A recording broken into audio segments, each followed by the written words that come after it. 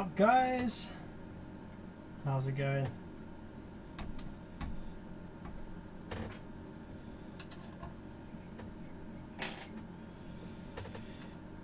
How's it going, guys? Good afternoon.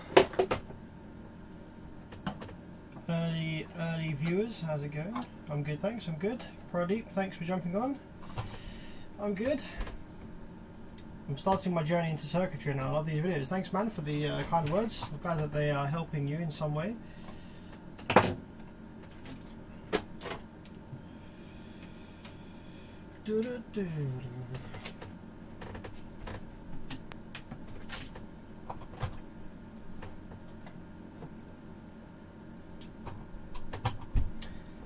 What's up, guys? So today I am currently looking at a base face XDB 1.1 FR. This is just a really cheap, generic Chinese full range Class D. It is in full bridge operation. So we have a Chinese full bridge. It is about 2:45 in the afternoon here. So this is a Chinese full bridge, full range. It's using the same drive architecture as the B2 Audio MA6000, which you might know. So let's just see what this one does when we try and power it up. I'll show you guys what we got. Jesse, how's it going? Good morning, good afternoon. So when we power this bad boy up, we get rail voltage correctly on the high side FET. Obviously, now the low side FET, if we probe this side, we get a big swing to negative rail. On this side, however, we don't. So I suspect that the issue is on this side somewhere in this part of the drive circuit. So just going to wait for that rail voltage to dissipate back down to ground. And while we do that, let's take a little visual inspection actually of the driver card here, because sometimes with these amps, they're built really cheap, and sometimes there are soldering issues on the driver card itself. So I'm just going to take a quick peek at the driver card just to see if we can see anything that looks suspicious. I'm going to have to get my head right in here, so it's probably going to cover up the camera. Can't tell if it does or not. Okay, so just looking at all the solder joints on all of these surface mount resistors and bits and pieces. These have been known to be bad in the past.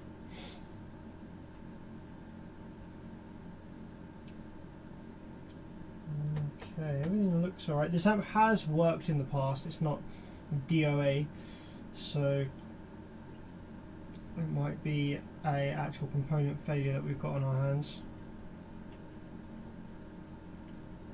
These drive ICs for each channel, I think, are the 20957S. So one thing we could do first is try replacing the one on this side, as these drivers don't, these main ones on the board here, these don't tend to go bad that often. It's usually the drive IC that goes bad. So we've got these 4 drivers here. So this circuit consists of, you got your drive IC on the driver board, and then you got buffers, and then to the FETs. So unless we've got any obvious poor soldering on the driver card, I think that it's going to probably be faulty drive IC or something like that.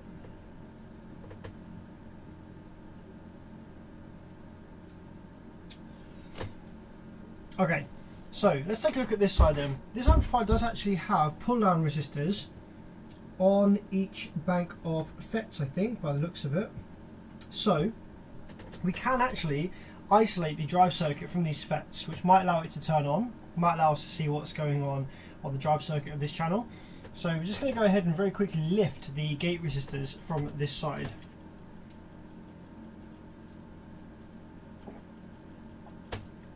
Lifting the gate resistors from this side will stop the MOSFETs trying to switch, which will prevent the protection because it won't detect DC offset. And then we should be able to get a look at what's going on the drive circuit. So hopefully the rail voltage has now disappeared. Yeah, got a, like, what's that, 4 volts there. Let's go ahead and short that out with my load here.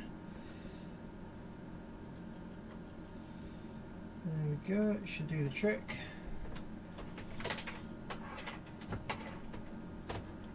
Now let's just very quickly lift these gate resistors, and the reason that we can do this is because we do have pull down resistors on the board, so the FETs aren't going to magically turn themselves on when we give rail voltage to this board.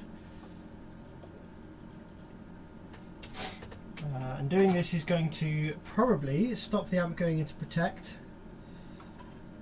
and just allow us to dig a little bit more into this drive circuit on this side and see why it's swinging this side to negative rail as soon as it gets power.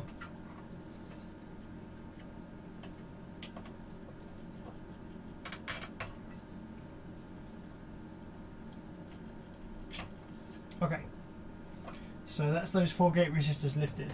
So with the 4 gate resistors lifted, those FETs now are not part of the circuit anymore, so they should not try to switch or activate when we turn the amplifier on. So we're going to turn the amplifier on again and see whether the other side of the board starts switching, which is this side of the board here. We're going to probe the low side FETs on this side of the board and see if that side is happy.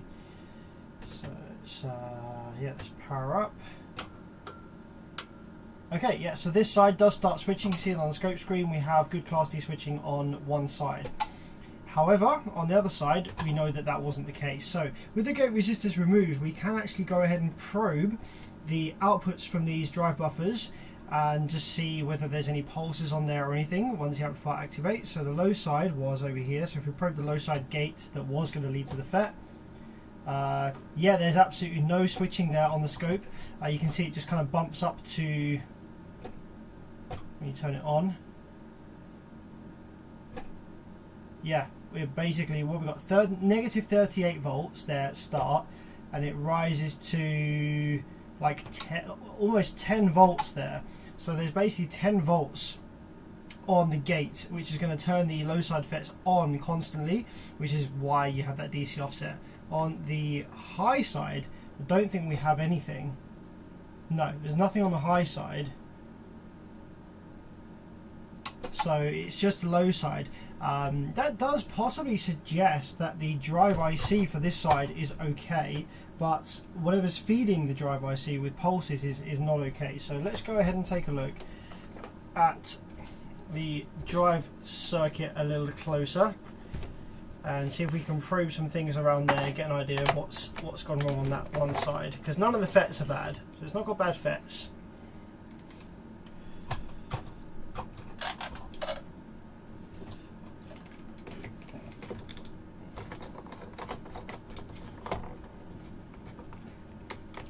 Let's get this here to stand the amp upright. Okay, so I hope you guys can see this. I think you can. I wanted to try and get it so that you could see down the amp a little bit. Maybe I can kind of push that back a little bit.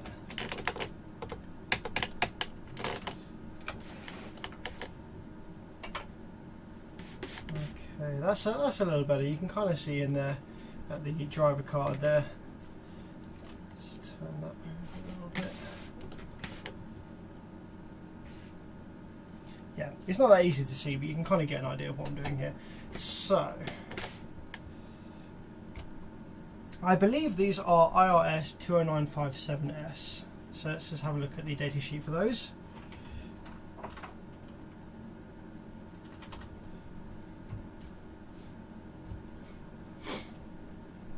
They also could be 2092s.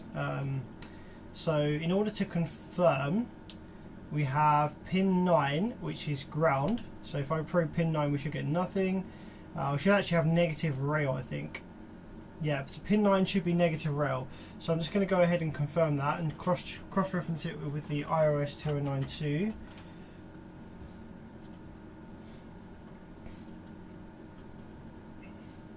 So pin 9 is dead time on the 2092, which is maybe also connected to negative rail. So that's not really a good place to check. Low output is pin 10. Okay, here we go.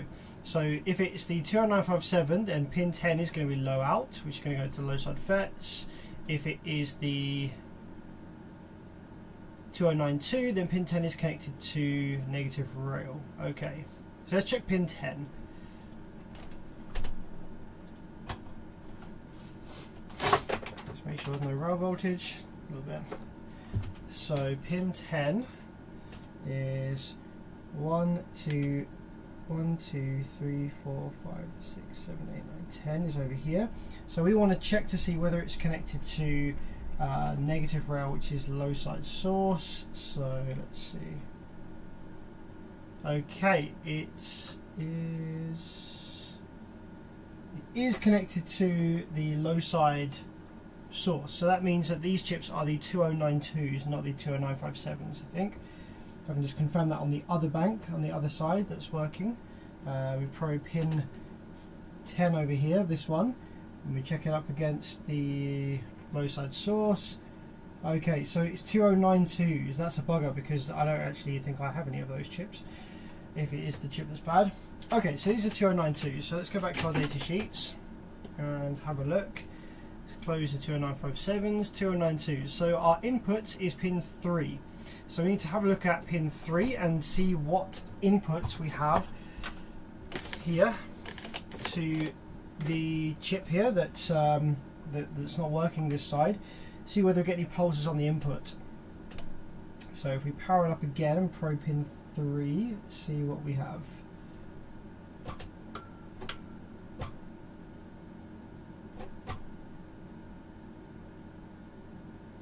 Okay, there's nothing there on pin 3 of the bad channel by the looks of it. Unless I need to push a little harder.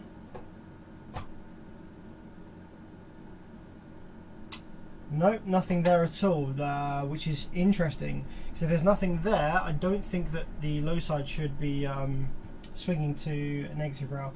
Let's check the pin 3 of the good side. We should get pulses there.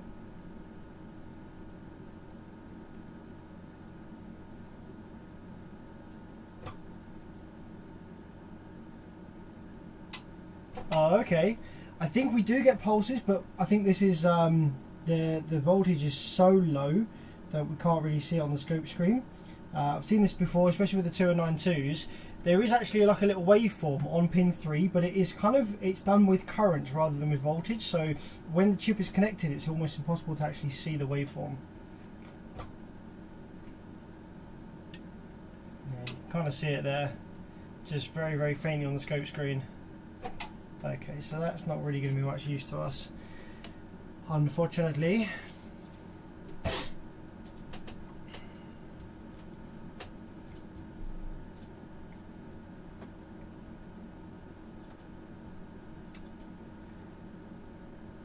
Okay, let's just check that other pin 3 and just see whether there was that tiny little waveform on this bad channel as well.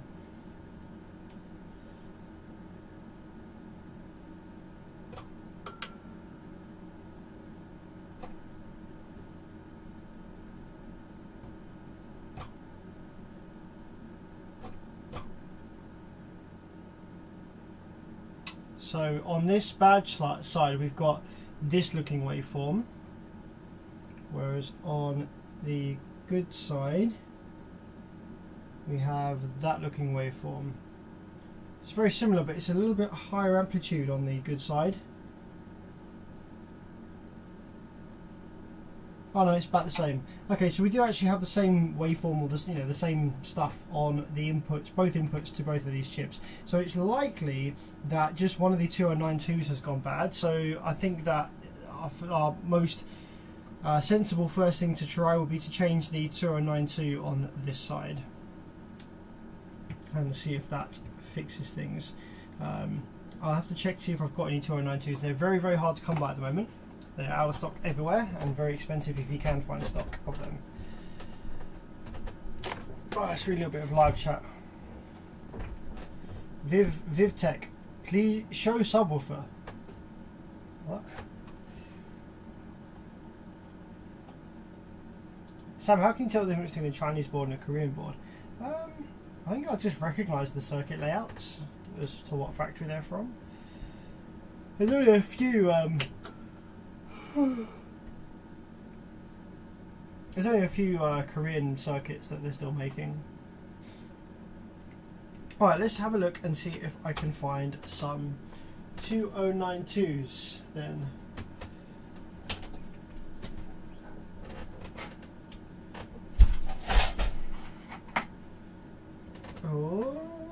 one in here. There's one in here. I don't know the health status of this, but there is one in here. iOS 2092S. Okay. Don't know if this works or not. This is going to be a salvage chip because they're all out of stock everywhere. So we have to see whether this one works or not. So let's go ahead and desolder the chip from the factory, which is this one down here. This camera's going to have a hard time focusing because I'm kind of asking it to look at a weird place on the board here. Okay, hot air gun, bit of flux.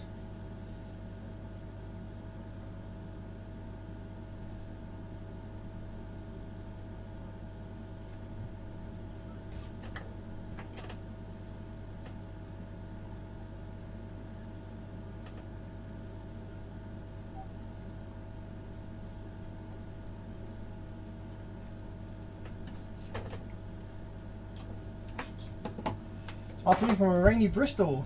It's not that nice here either. It's raining up north as well.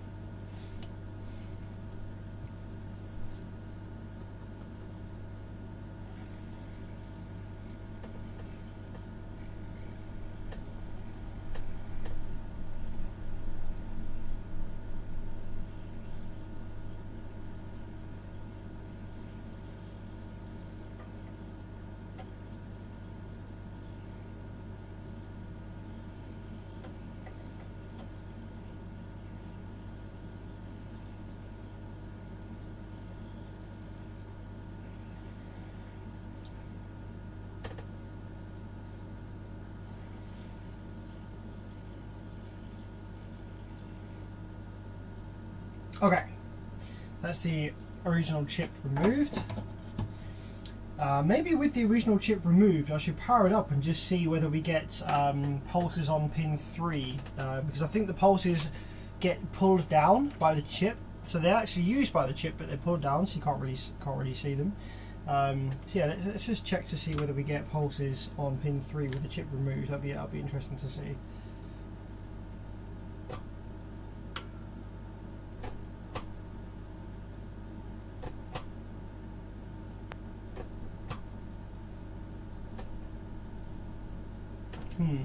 It's going into protect now.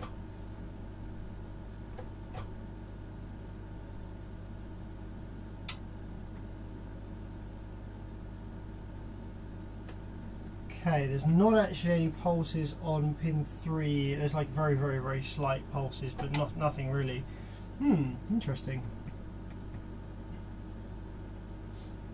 Where are there pulses then?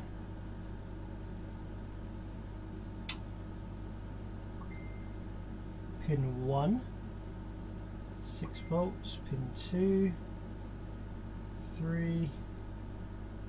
Okay, pin 4 has, oh I see, pin 4 has that little waveform there. Pin 4 has nothing on this one. Pin 5, 6, 7, 8.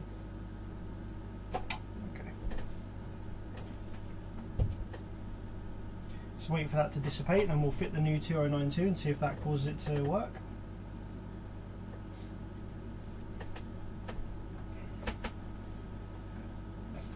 The reason why I ask is my 2021 Orion amps say made in Korea, but I've heard a rumour they're made in China. If they say they're made in Korea, then they'll be made in Korea.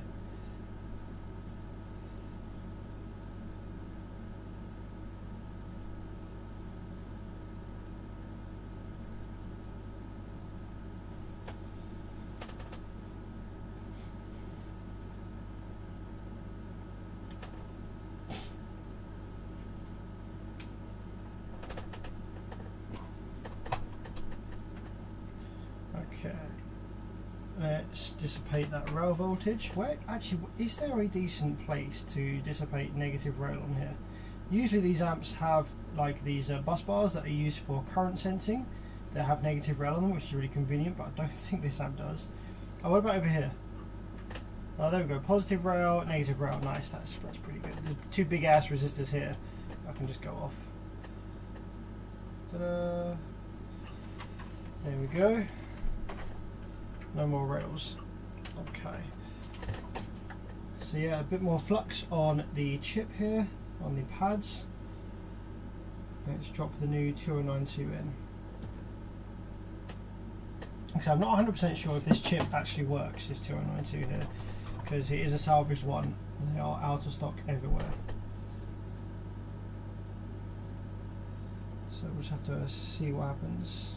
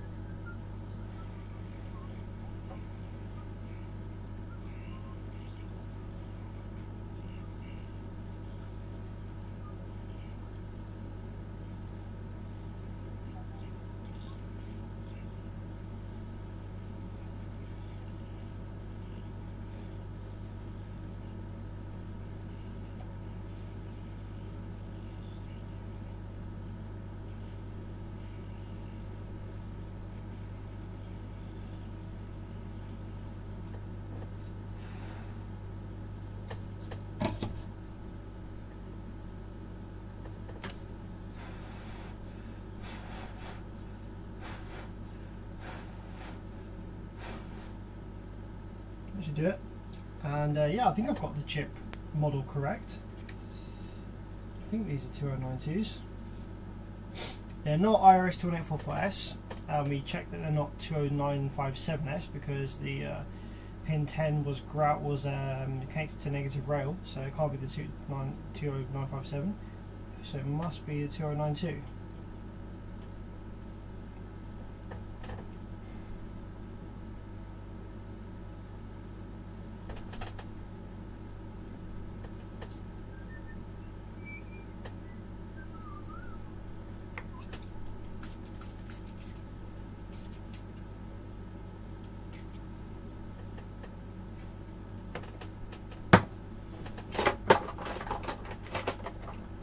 Bit of isopropyl alcohol spray just to cool it down and also clean it up a little bit.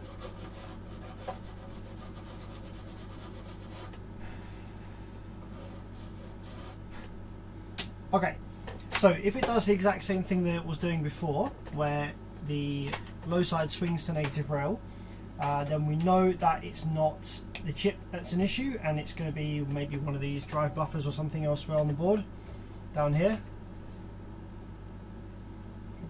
I probably should reconnect the gate resistors because I don't know what this is going to do. Actually, I'm going to leave the gate resistors disconnected for a minute just to make sure the amp does still power up and everything with that new chip fitted, because like I said, I don't quite know the health status of that chip.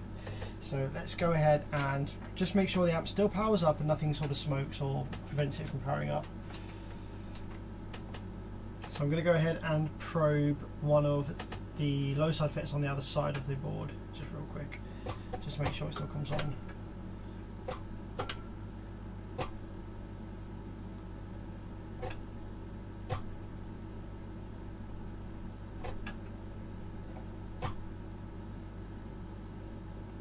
Okay, so now the amplifier is permanently in protect with that new chip fitted, which is not what we want to see. Oh wait, it did just start to switch then for a second. It's gone off again. I think that the heat that I've applied to this board has sent some of these capacitors out of tolerance. This is a very common issue with this driver card. There's two capacitors here that are very, very sensitive to temperature that they fitted from factory here. I think that these just go out of tolerance when they heat it up slightly, so we just need to wait for them to cool down a little bit and it might come back on again.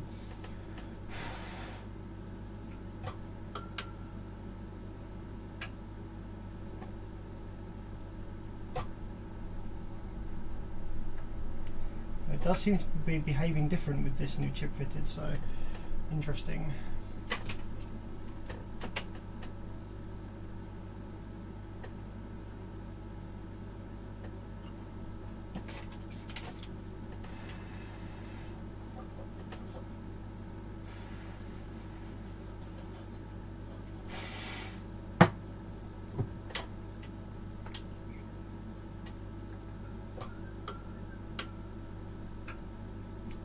Okay, we're not getting any switching or anything now, it just goes straight into protect, which is a bit annoying.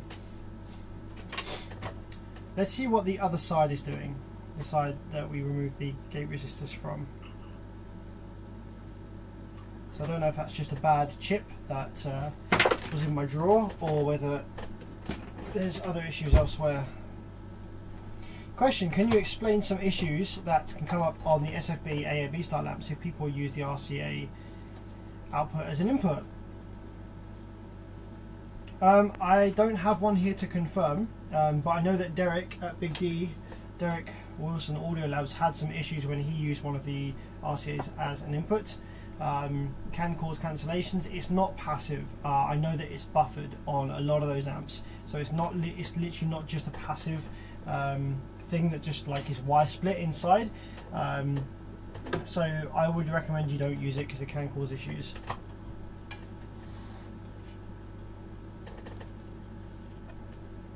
So I'm just going to reconnect these gate resistors on this side.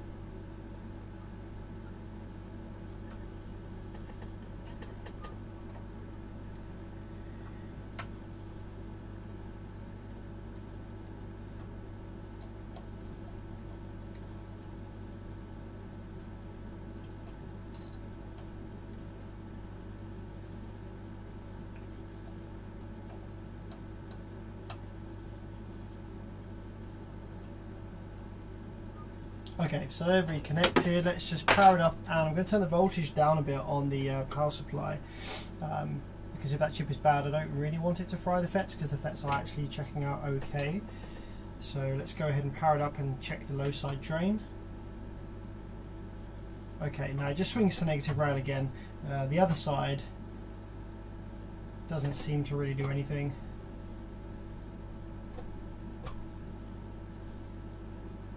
Yeah, it's just doing a bunch of swinging to negative rail again. So, okay, where do we turn next then? Is it that 2092 is bad, or is there still issues elsewhere on the board? It's interesting that the amplifier went into protect as soon as we fitted that other 2092. So I don't know whether that was a good 2092 or whether it's bad, or maybe I should try swapping the 2092s over. That's not a bad shout. So, seeing as we're here, might as well. So we have the 2092s here in the board. So I'm going to go ahead and swap them over from one side to the other. It is very hard for you to see, I know, from this camera angle. I'll try and make it a bit better by squeezing that in. Push that back a bit.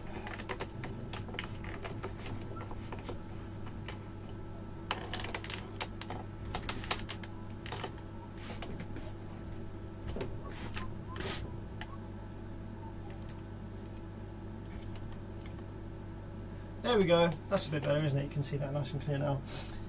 Okay, so I'm going to go ahead and swap the 2092s over. We're going to remove the one that we just fitted and power it up and just check the other side does still come on. And then if it does, we're going to put the chip from this side into this side, which will just confirm that the rest of the circuitry on this side is okay. If it doesn't work after we've done that, then we'll put it back in the good side to make sure we didn't damage the chip whilst it was being moved and heated. And then we'll turn to look to other issues on the board.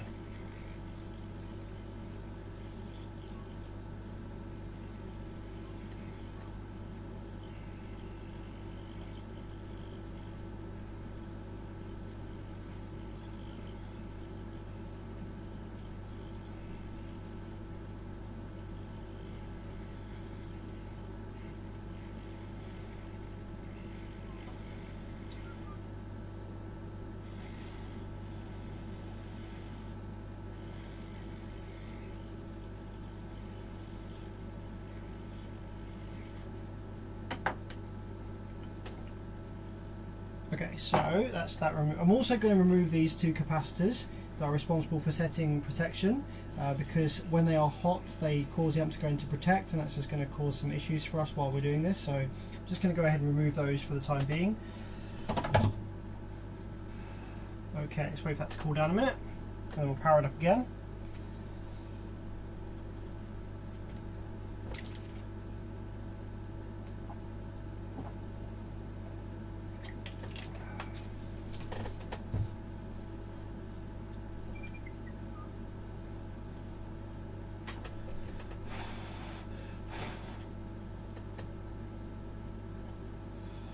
Okay, so I'm going to power it up, and I'm going to probe the low side drain of this bank over here that was working. See whether that one comes back to life.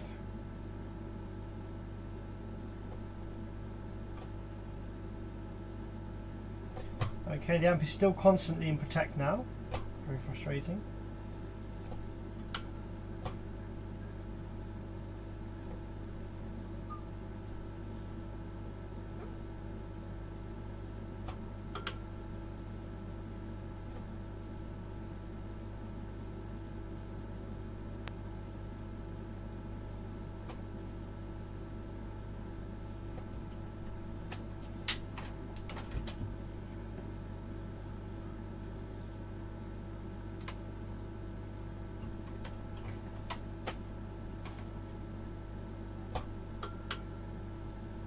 No, it's just constantly in protect now. Might be because I removed those capacitors. I can't remember if removing those caps allows it to come on or whether it stays in protect. So I'm just going to go ahead and fit new caps in place there. I think the caps are in this little box that I have here. Is it these ones? 4.7 NF, is those the ones that I bought recently?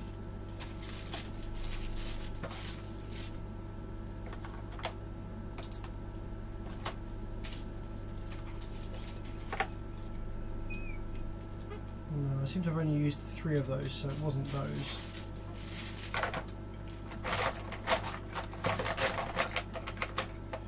Oh wait, it might have been these. Here we go. I think it might have been these. 1, 2, 3, 4, 5, 6. We used 6 of those though. Maybe it wasn't those.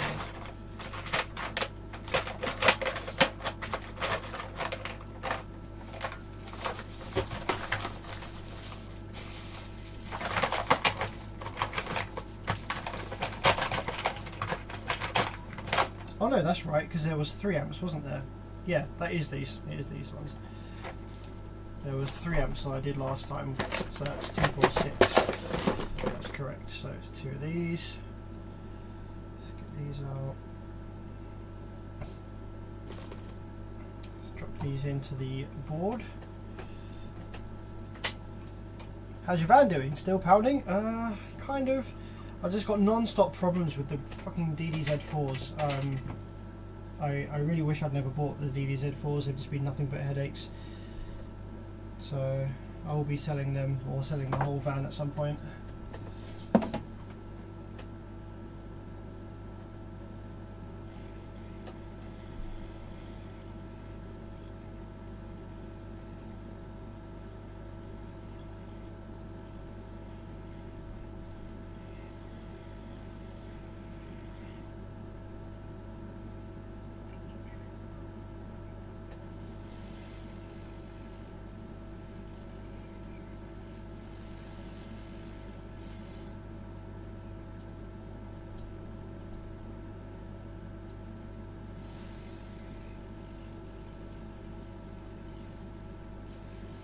Ah.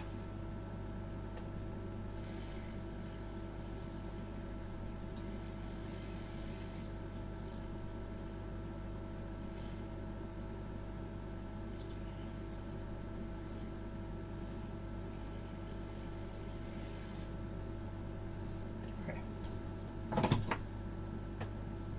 Hello Jesse Messi, how's it going? What's going on with the DDs? I thought those are supposed to be top of the line. Yeah, they are, but the soft parts are just horrible. They just get constant issues with uneven spider break-in, uneven spider. The the stiffness isn't linear, so when you get past a certain excursion point, the midpoint that the subs oscillate around changes and shifts forward, which causes the whole cone to like bleh, warp forward and sounds horrible, and it causes damage to the surround and all sorts. So yeah, it's really shit. Not happy with them, not happy with DD as well. I will not be buying any DD ever again.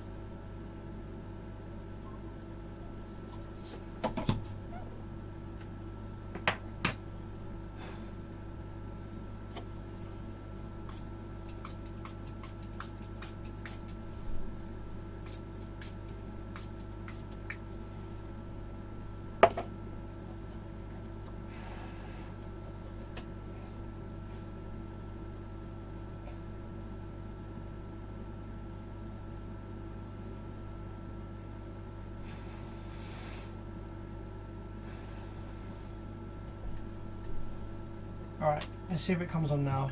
Hope so. No, it's doing protect. Oh, for fuck's sakes. Why? Oh, there is DC on the... okay. I think the issue might not be the chip then. There seems to be some DC on the low side drain of this bank that doesn't have the chip fitted. Yeah, there is. Yeah. There's like negative 13 volts there. Okay. So why is that? There's no chip fitted. We've got pull downs on the gates.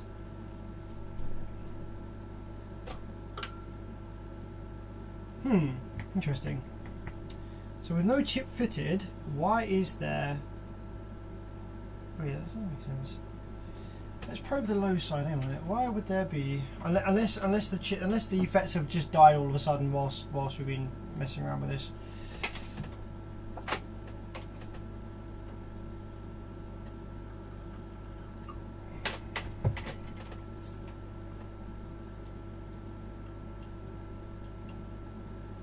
Okay, I'm just checking the FETs.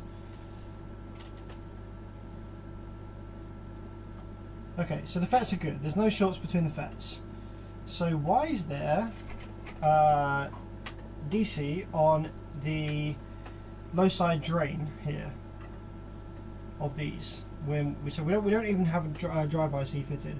I see there's actually one resistor that got lifted here whilst we were desoldering stuff. I'm just going to put that back.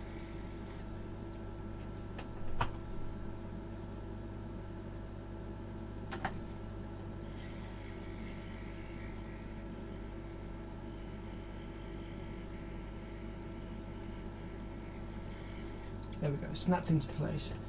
Okay. Let's see whether that's solved it. So low side drain, shouldn't get any DC. We do get DC. Right, let's probe the negative rail and compare it to the gate that we're getting, because the only reason that should be turning on is if there's a difference there.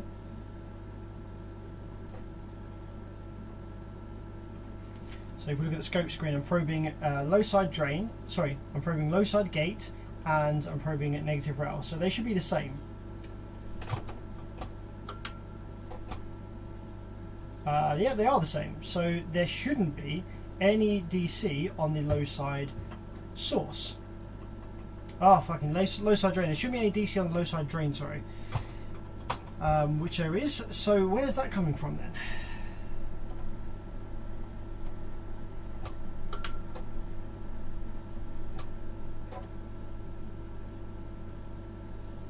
Is it maybe this diode here on the board?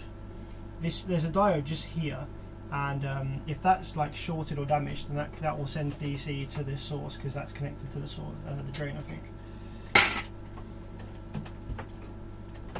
We just want to have a quick look at what else is connected to the low side drain. So if we probe low side drain with the multimeter continuity, we want to check what else has continuity to low side drain. We have this diode here, which is blocking that way. We have one of the pins on this IC, one of these caps,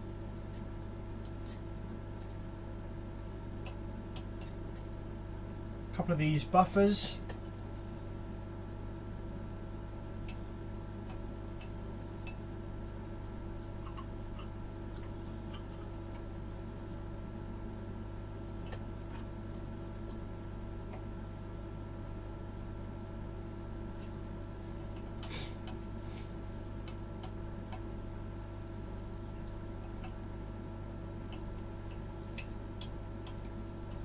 That's interesting. I've just noticed that one of the low side, so the low side drain over on this side, has continuity to one of the small buffers on the other half of the bridge. That's not right. That shouldn't be there. So we've got continuity, low side drain to this buffer, which might be correct because that's going to be the high side source. But then over on this side, there shouldn't be any connection between low side drain on this side and the buffers on this side. They're completely separate things. They're separate channels, so we shouldn't have continuity there, which is very strange.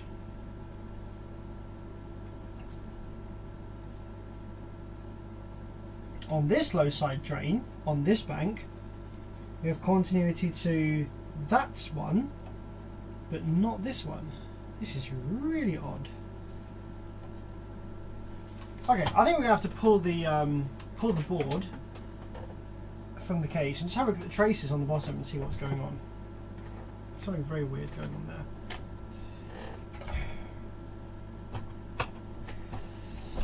Yo, Jesse, wow, thanks for the 20. Jesus, keep up the good work, great motivation. Thanks for your help as well. I really appreciate that, man. That's a lot of money. 20 bucks over the internet. Thank you so much, Jesse Messi. I really appreciate your support there. Yeah, this is a base face XBR 1.1 FR or something. It's just a average generic Chinese full range. It's a bit like the it's the same as the B2 MA6000, just smaller. So, right, let's get this out of the case and start to look at these traces, because that is very strange what's going on with these drive buffers here. The fact that we have weird connections between them where there shouldn't be.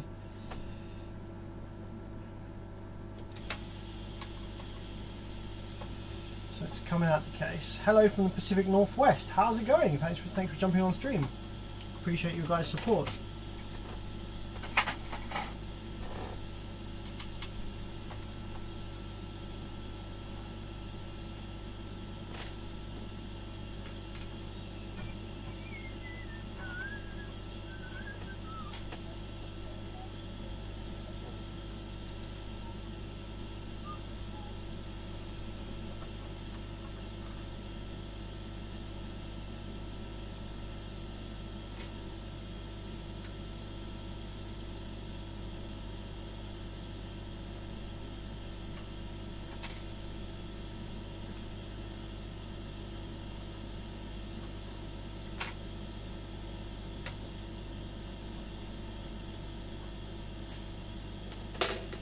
Okay, any screws in the centre? Yep, got one there.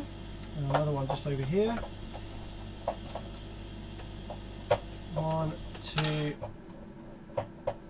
I got the hurricane coming today. I'm near Orlando, kind of the centre of Florida. You're ready. How have you prepared? How are you ready? How does one get ready for a hurricane? It's not something that I have ever had to prepare for, and probably will never have to prepare for over here.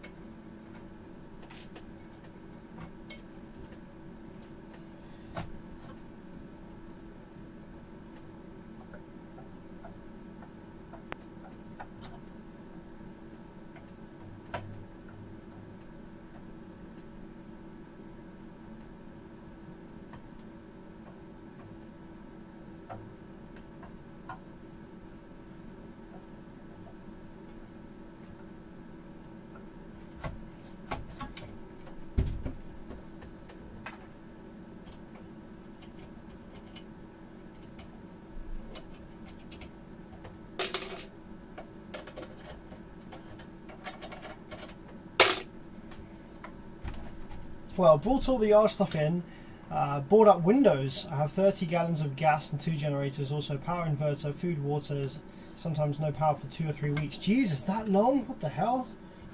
People would lose their minds over here, literally, if that happened.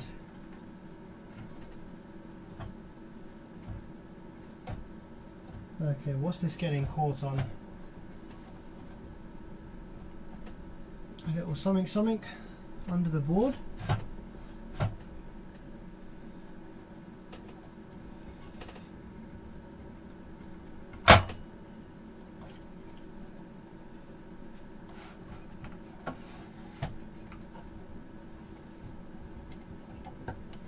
Now I've got some bullshit screws poking through from the top of the.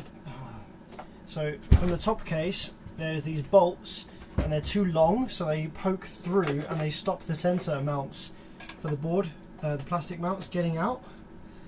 That's pretty stupid, isn't it?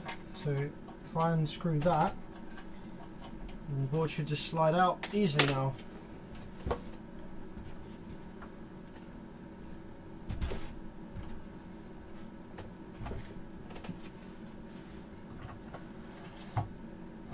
There we go. And these amps are literally the most stupid thing, honestly. These amps, right, this company Baseface, the factory who made these had an absolute field day with them because they were the perfect customer. They literally didn't have an amp engineer or anyone that knew anything about amps to actually confirm that these were any good. And so the factory was just like, the factories could basically just make anything, and you know, the company would just be like, eh, it looks like an amp, and then was like, yep, we'll have 10,000 of those please. Did nothing to confirm that these were any good. Right, now we've got this out of the case, let's confirm that we have correct stuff going on the bottom of the board here with these drive buffers. We have some strange continuity between these different drive buffers that I'm not too sure about, so let's have a look at that. So low side drain, we have connection to this one but not this one. Let's just check continuity between all these drive buffers, check if anything was shorted or not.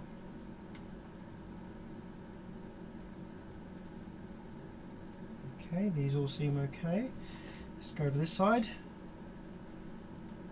So we should have continuity between this one and low side drain over here. Yep.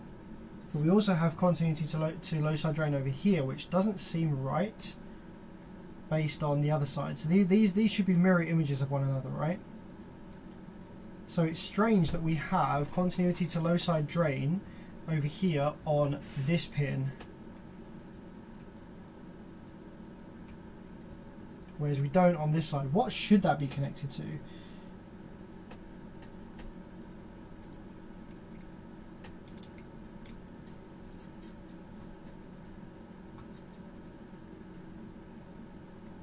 Should be connected to whatever that is. Looks like the 12-volt regulator. Yeah, it looks like the 12-volt regulator. Maybe the output of the 12-volt reg. Okay, so that's connected to the output of the 12-volt reg. As is that one. Oh. Okay, well, it looks like low side drain on... what the fuck? So low side drain over here is connected to 7812 output. Is that because I've made a solder bridge on the driver card? Possibly, because I was doing it in board, so I couldn't really see what I was doing.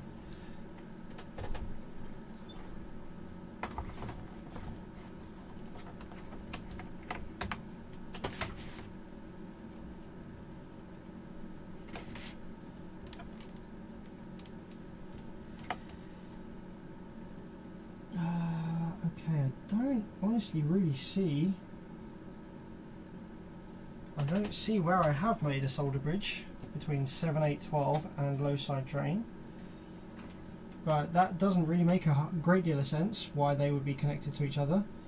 I don't think they were at the start when I first started looking at this, so let's just drop some flux on this, because there might be a solder bridge there that I can't see. I'm just going to drop some flux on this and just going to run over it with my iron, just to kind of refresh all of these pads. I can't see anything there. It doesn't really explain why that's there. Also, let's just go ahead and check these pins real quick over here.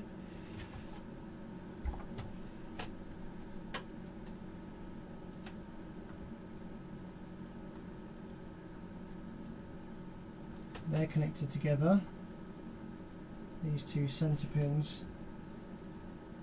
Okay, well there's a connection there, short between those two center pins. Maybe there's a bit of solder sitting between those.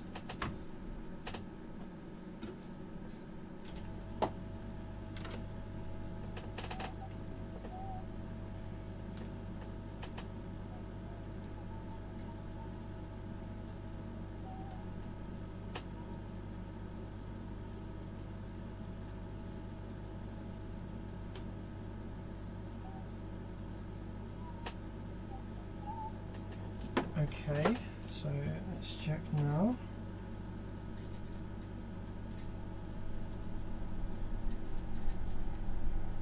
Nope, still connected, still shorted. This is a really weird short, really weird fault, this. Low side drain and 7812. Unless this chip over the other side is toast, that could cause it, but this side seems okay.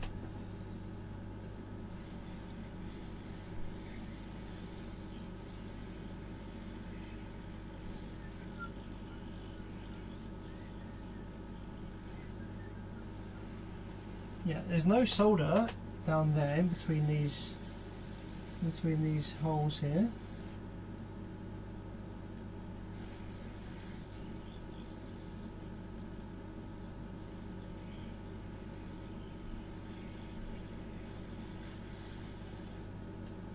I'm very confused right now.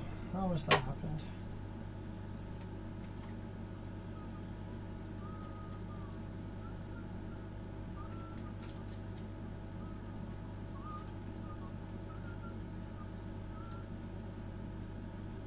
Ah!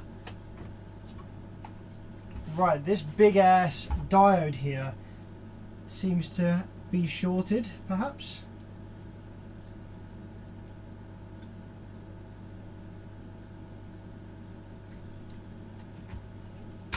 Is that big ass diode shorted? Right, let's check this side.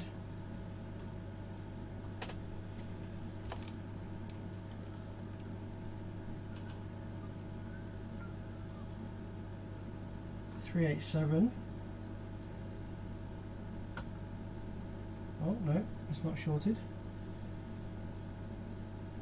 324. Okay, it's not that.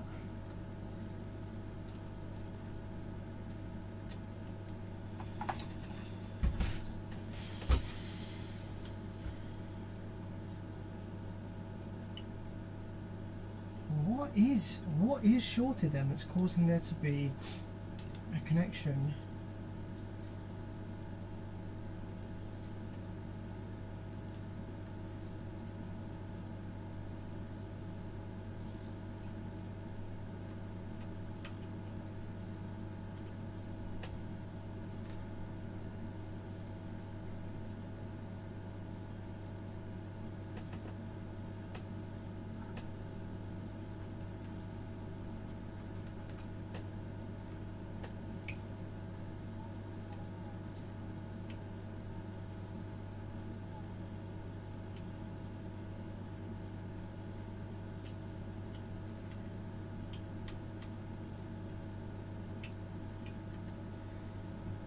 Okay, I am getting to the point where I'm thinking I might have to just dump some current into this like short and see what gets hot.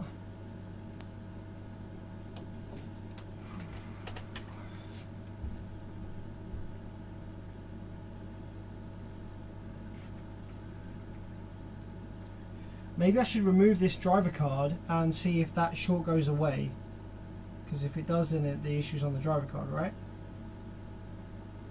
Yeah, let's do that. Let's remove the driver card and see if that short goes away between those 2 points. We'll turn the big soldering on for that. That is a IRS 2092 S-Drive IC on these.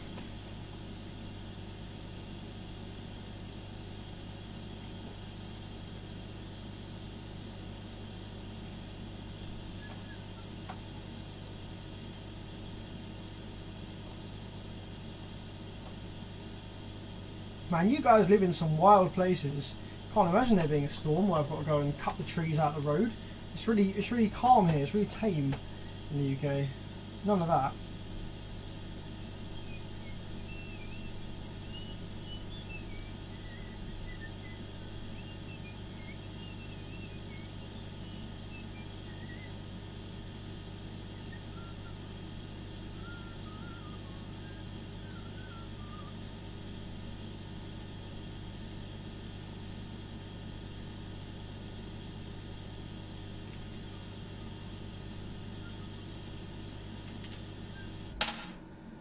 $2092, don't break it. I know, right? They're in limited supply.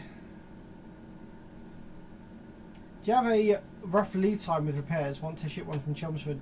October's really busy. I'm not gonna lie. At the moment, you might be looking at sort of 4 or 5 weeks. Yeah, it's really busy. I think you just pics of my last storm. Also, where'd you get your 2092s? I don't. I had one left here in my drawer that was salvaged from another amp that I don't even know if that works. So yeah, no idea where to get the 2092s from at the moment. They're out of stock everywhere. So I'm hoping that the 2092 in this amp isn't actually the issue. I can just put the original one back in. But yeah, I don't know.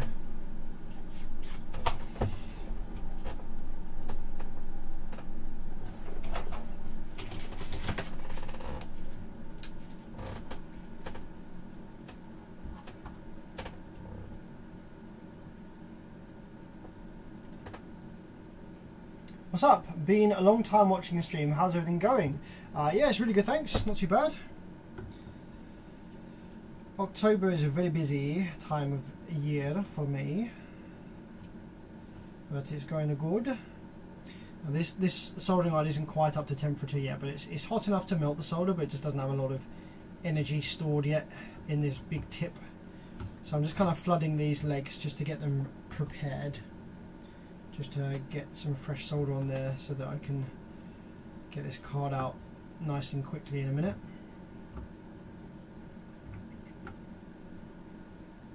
What time is it? It is 3:45 in the afternoon.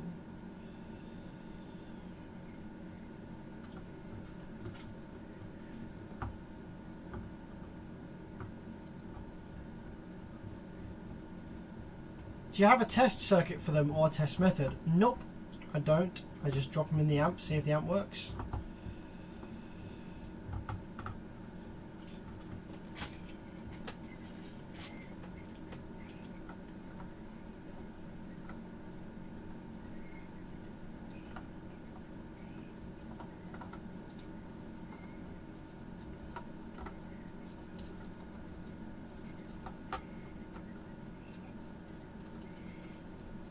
What's up, Mike Honda?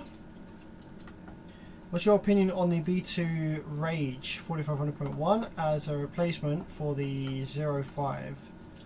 I don't know, I haven't actually seen that one yet on the bench, so I couldn't tell you how well it's been designed or anything.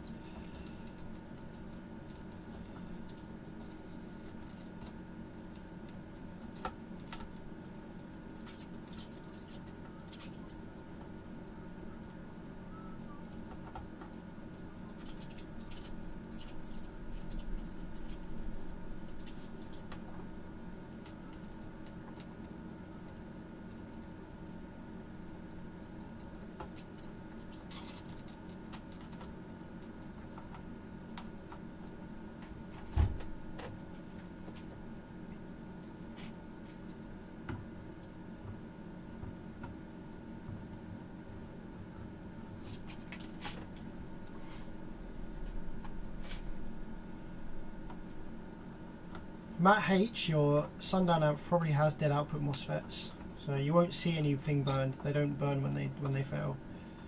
You won't see anything visual. You need to take it to a tech to get them to look at it and repair it for you.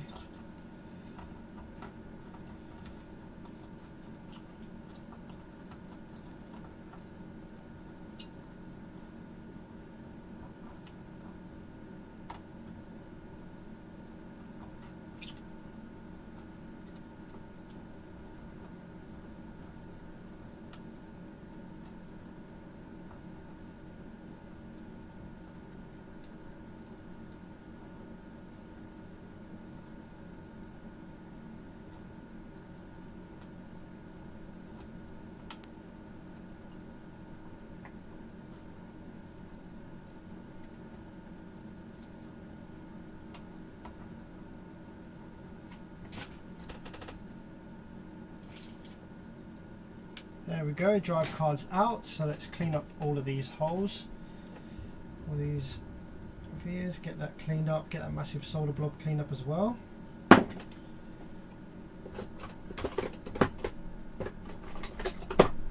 Matt H says, just want to send it to you so you can have it.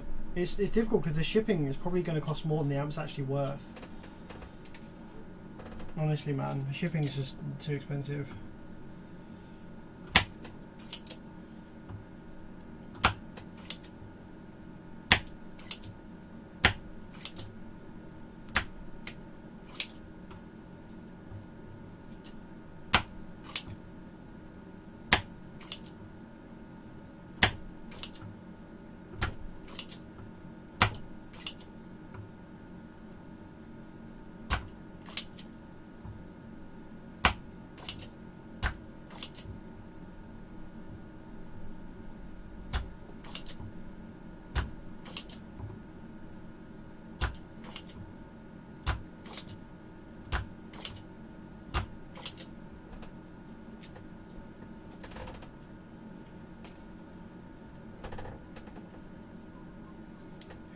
You ever work on a high voltage amp?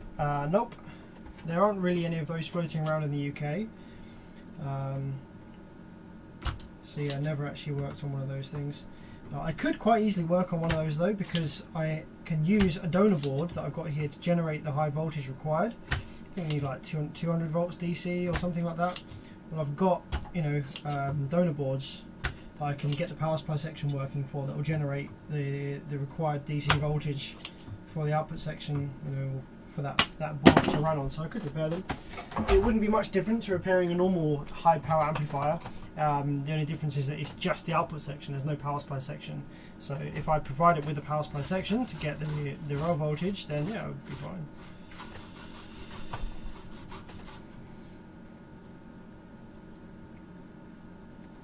Matt says it's called a donation, I just send it to you. I mean, that's really kind of you, man. If you want to, you can.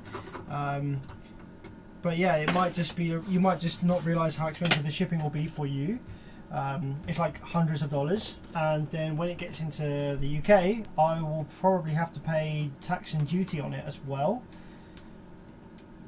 But if you send it as broken circuit board for repair, then there might not be any tax or duty on it. It's just a hit and miss thing, so it's like luck of the draw.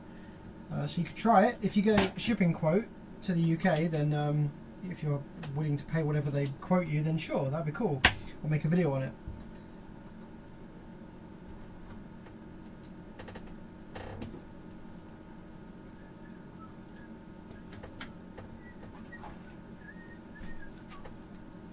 Okay, so with the drive card removed, has the short between the 7812 and the low side drain disappeared?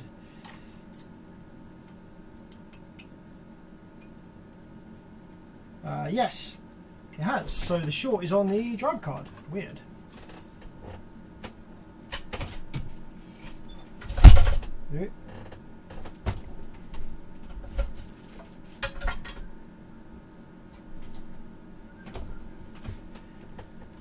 Right, so whereabouts on here is that short then? I noticed that it was these two that were shorted together. Okay, so what's shorted causing that?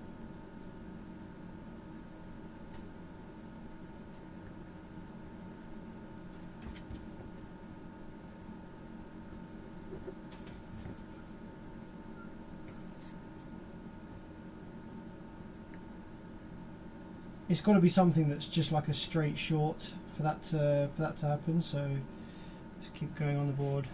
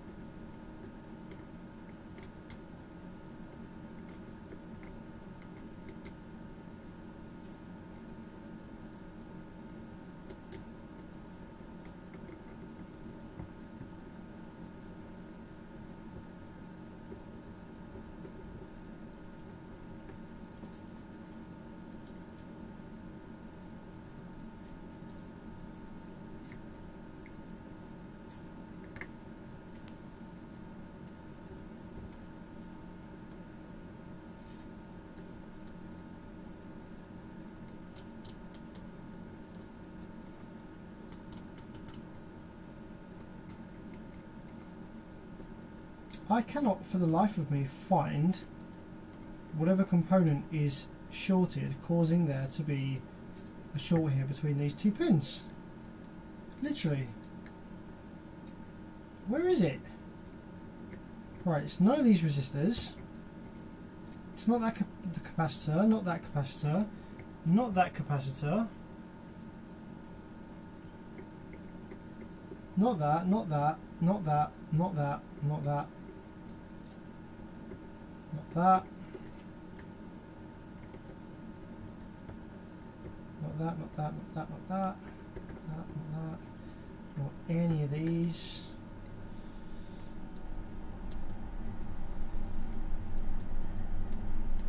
So weird.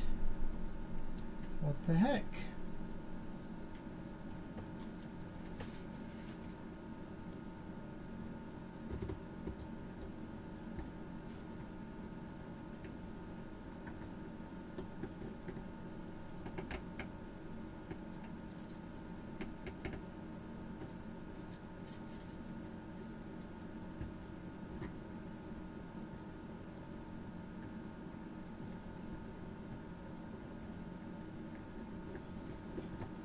Bamboozled. Alright, let's have a look. See if I've got a spare one of these cards just to cross-reference it to. I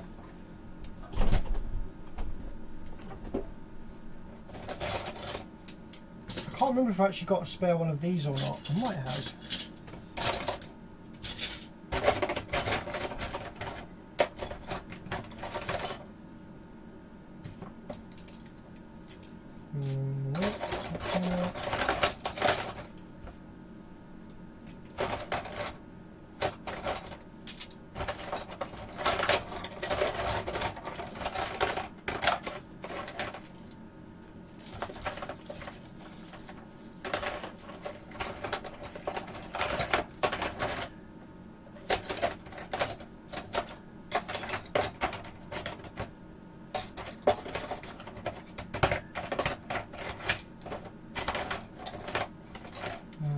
Doesn't look like I do have a spare one of those cards.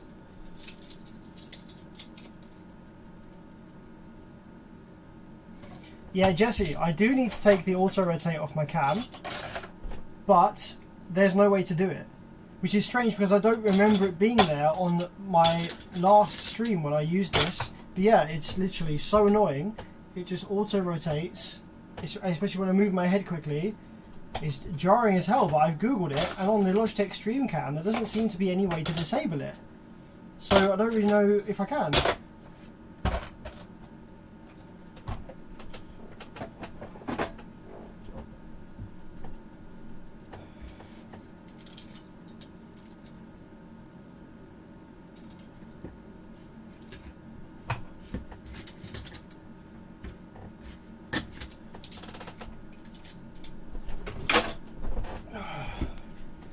Where the hell is this short? It's got to be on the board somewhere then, like on the PCB, like traces or something? Maybe I should just try and dump some current into it and see what gets hot. It's so weird.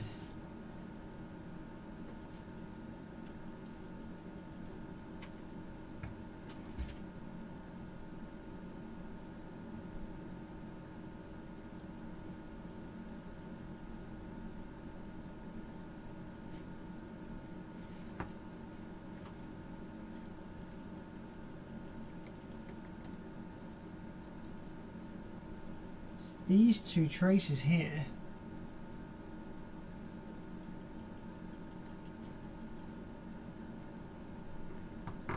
So it's not this chip, because this chip doesn't have any continuity to that. It's not the other chip, because the other chip only has continuity on one of its pins. So if it was the other chip, then there'd be two pins that also had continuity. So it's not that chip, and it's not that chip. It's not this 2023. TO2023. It's not that. It's very elusive. Doesn't seem to be making much sense. So I think I'm going to have to just drop some current into it and see what gets hot.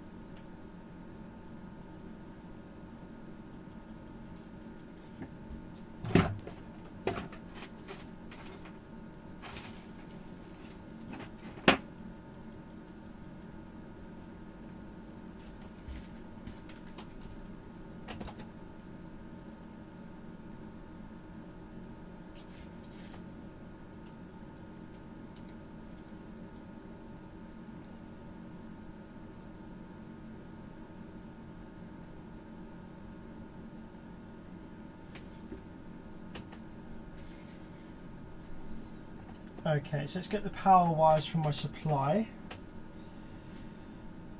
Bend those up a little bit. Positive and negative, doesn't really matter which way around. We're only going to be applying like 1 volt or something, or 0.5 of a volt. So we're just going to see what gets hot.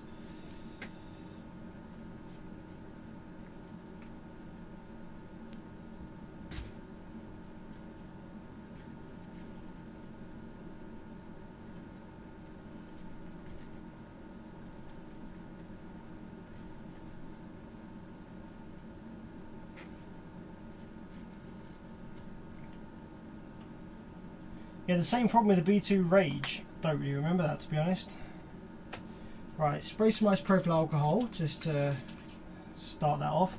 Now I'm going to turn the current and the voltage right down on the supply, and I'm going to apply it now. So I'm going to turn the voltage up a touch. We're already drawing 0.4 of an amp.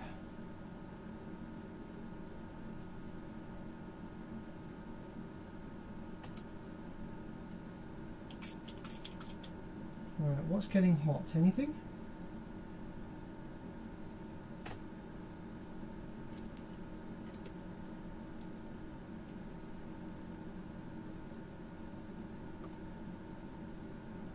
There's now 1 whole amp being drawn. Whatever the short is, it's very, very low resistance because it's not taking much voltage. To get to an amp, we've got 0.2 of a volt. And nothing seems to be getting hot.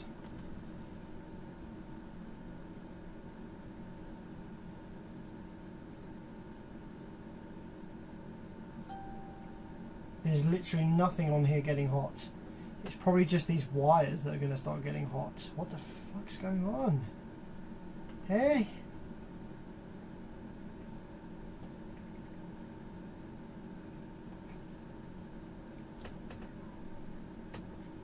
Flip it over.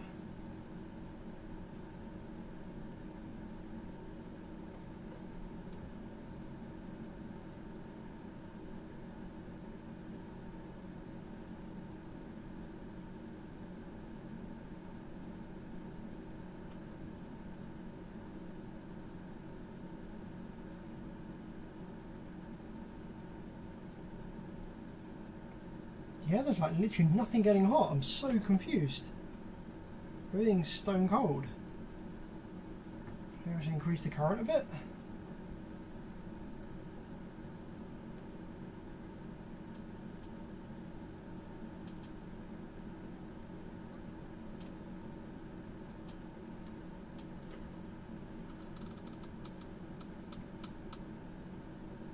It's literally just the wires getting hot.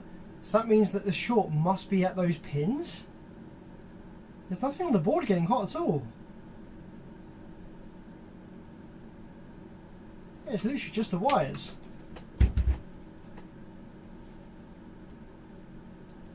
So it's almost like these pins are shorted somehow. The whole board is stone cold.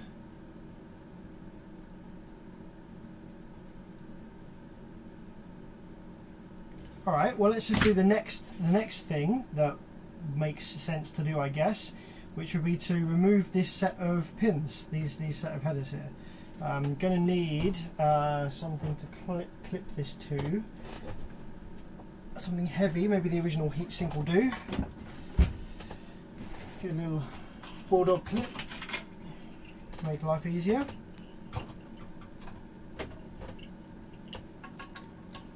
That on there like that, just give me something nice and easy to go off of.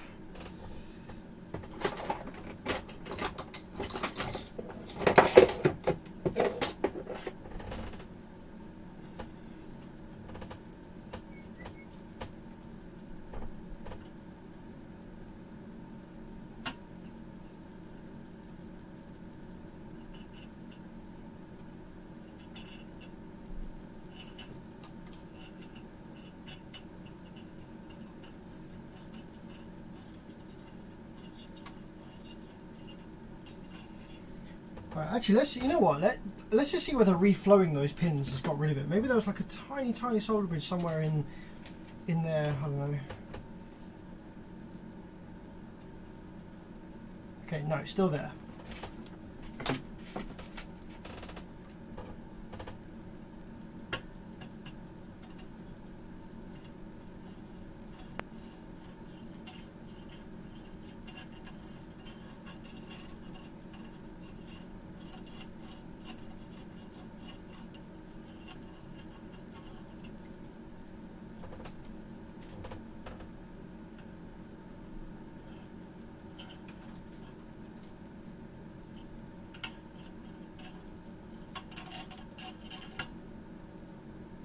Okay, that's the pins out.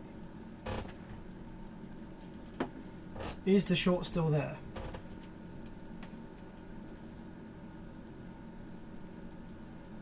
Yes. How? So confused.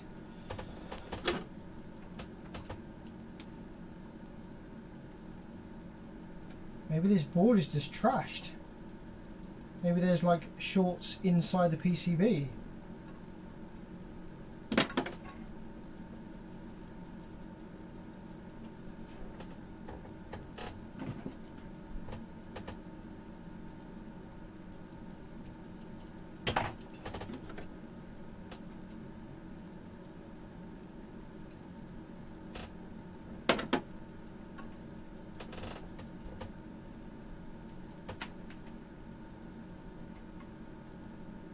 Yep, the short's still there. Not really sure what the solution is here then. I guess the board is just trashed. I guess that it must have trace shorts internally. Okay, well just for fun then, let's cook it up and see where the short is. Let's turn the current right up and we'll find out, guys. We will find out exactly where the short is. Mark my words. Let's find out together. I'm so sorry about the auto rotation of the camera. It wasn't doing it before. Do you mean like this? It wasn't doing it on my first stream. I don't know why it started doing it. I don't know what to do really about it, to be honest. I can't seem to disable it. I'm sure it wasn't doing it before.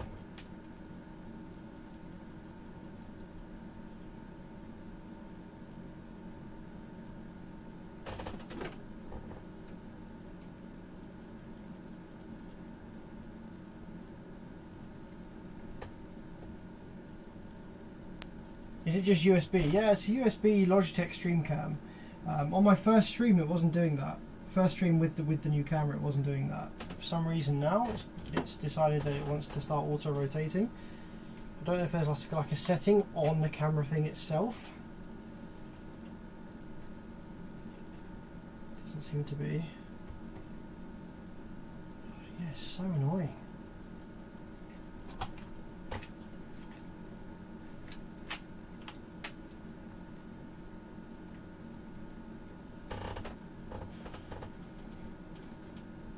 Okay guys, are you ready? We're probably going to see some smoke, I suspect.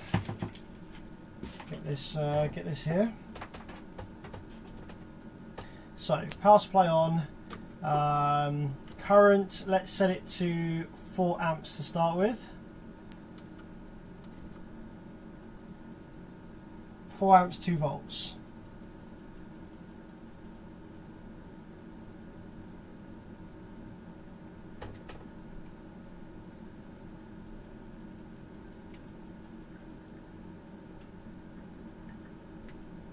Spray some isopropyl alcohol to see if any component does actually start heating up.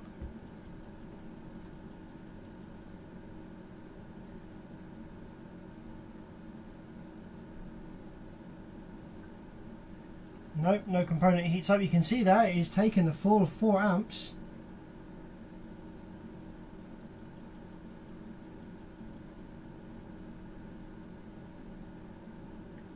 Man, something must be getting hot.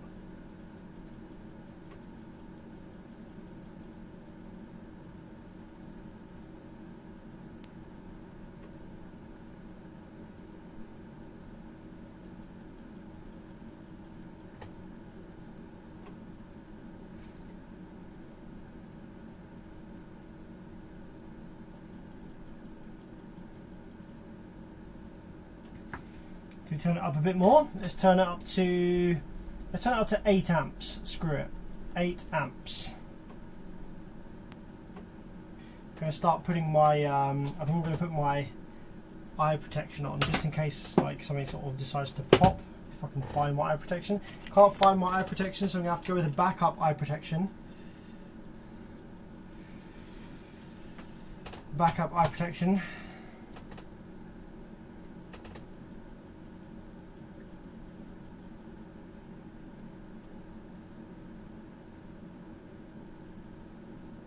Well, there's 8 amps and 0.7 volts. I think I can smell something getting hot now.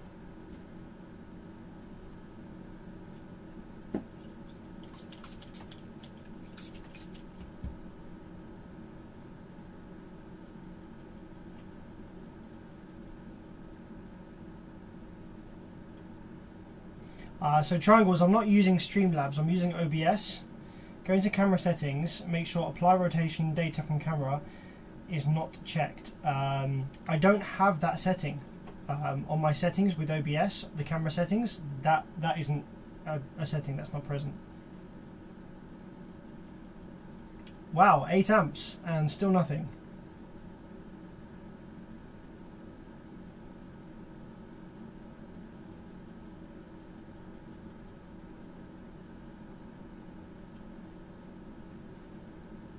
So there's no reason not to do this now, because this board obviously has an internal short, so it's dead anyway. I just want to see where it was, just out of interest, you know.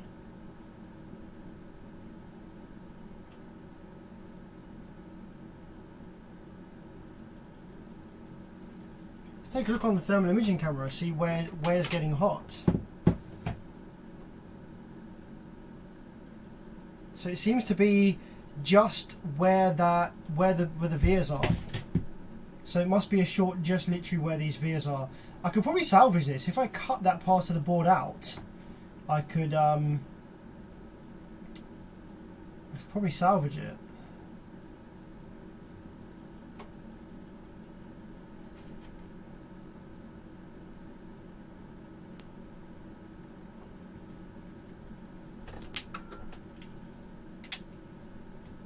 It's not the PCB that's conductive, because the PCB doesn't have that low of a resistance. The resistance of this short is too low to be PCB.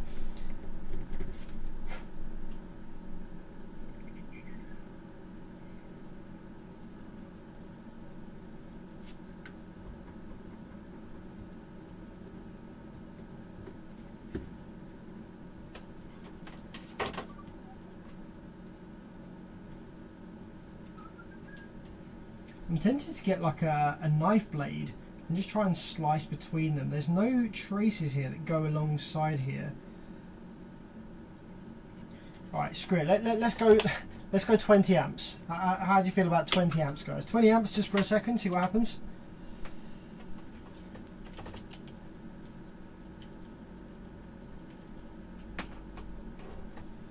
Okay, 20 amps, 2.2 volts. What happens? Oh, okay, so I only get 12 amps there. If I go up on the voltage to 4 volts. Okay, got a little spark there from the board. I don't know if you just saw that. Ah! And now there's no more short. Okay, the short has gone.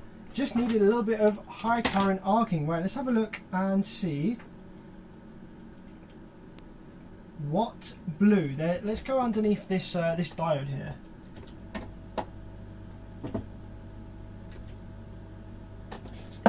So yeah, we did just get a little blue spark. So something, whatever the short was, is blown.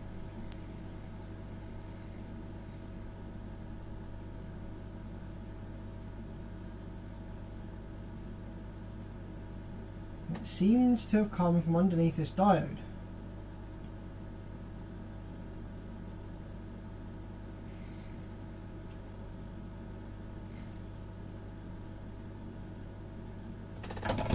Okay, so the blown trace,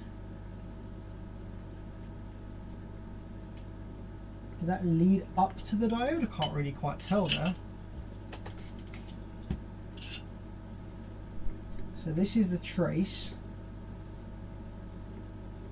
that I think now has a hole in it.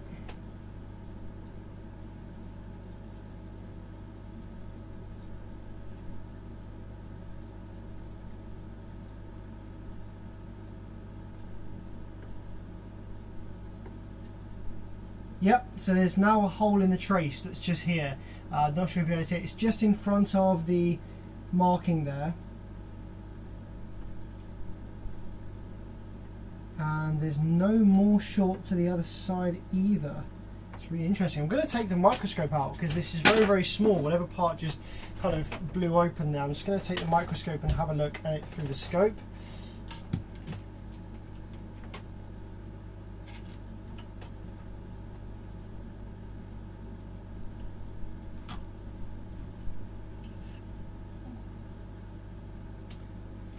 Okay, let's take a look at this then.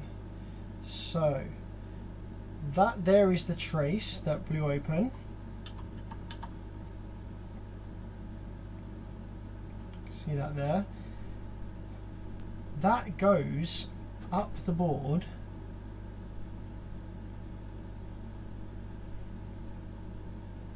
to this pin.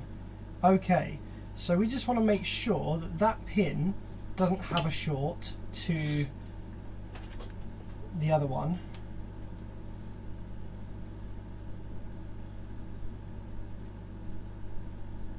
No, it doesn't. Okay. And it doesn't have a short to that other half of the trace either. This is really strange. It's like that trace is now blown open, but now that trace blew open, the short no longer exists on the board either side of that blown open trace. Very, very interesting. So what I can do is I can repair that trace.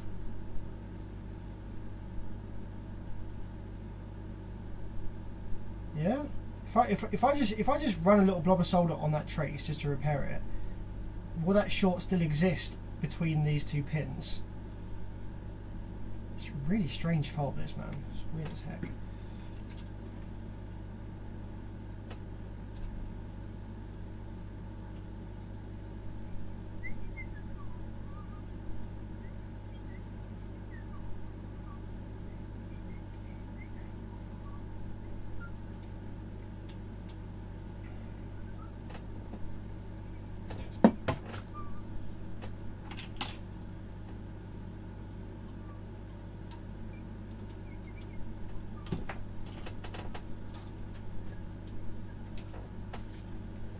I'm so sorry about the head cam, by the way.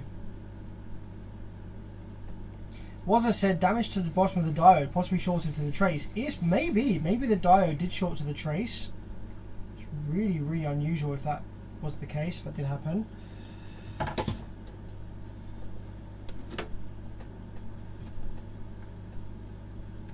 IPA is safe to clean any electronics, yes.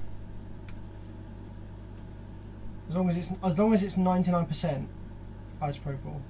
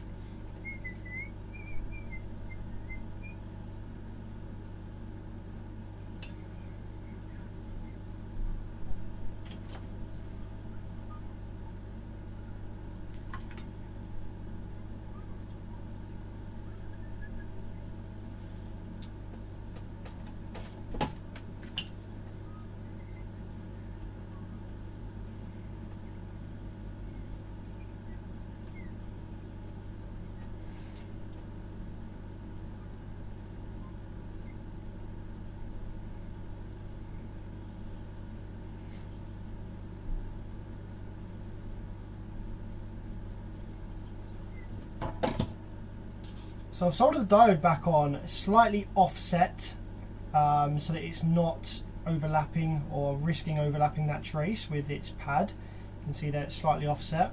So let's just check now with the multimeter all of the continuities that should be present on here. Okay, so no continuity between those pins anymore. We should have continuity from this pin up to the pad on the chip. Yep. And this one. Yep. Okay, cool. That's looking good now. Okay, I'm going to put back in the IRS 2092S that I got from my drawer, because that one might have been okay. This fault with the trace and the diode might have been present after I soldered in the new drive IC. So we're going to put the new replacement drive IC back in.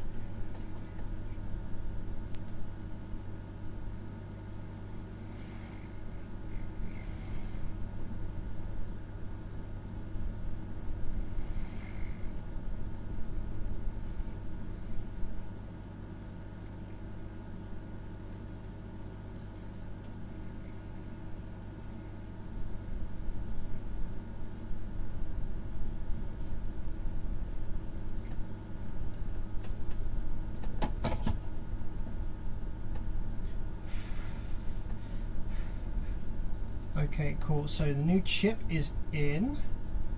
Looks good. Like I said, I still don't know if this chip actually works or not.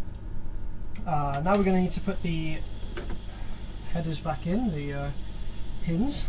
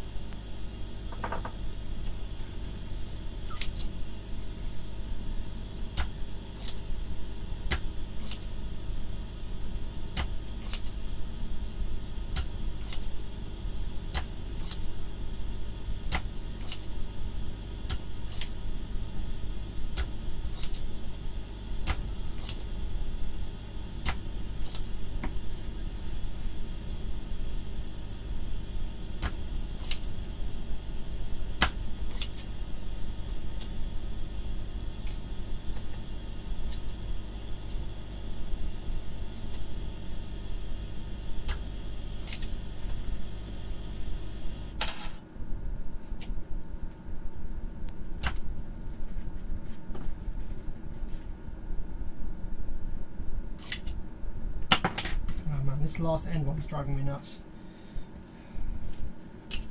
Come on.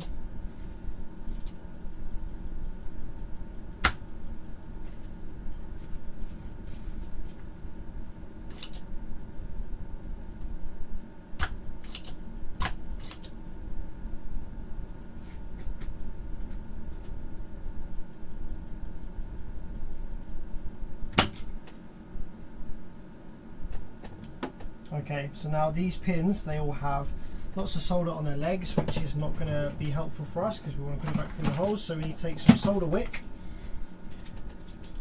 here, and get some flux on. Wait, which side is that? I believe it goes in these ones. So get some flux on these pins. Solder wick here, get a fresh bit. So I'm going to wick away all of the solder on these pins so that it goes back in the holes nice and easily.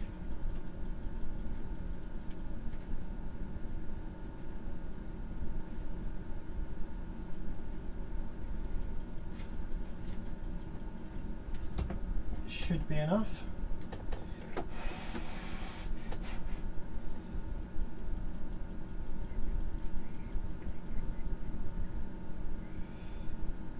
Now we just have to try and squeeze it back into these holes. There we go. Back in, like so. Solder them back up. What flux to use? Chip quick chip SMD. I don't remember the exact model of it. I have said it before in previous live streams though. Maybe somebody else will remember from the chat and they can comment the exact model of it, because I removed the sticker, so I don't have the sticker on it anymore. So I can't tell you.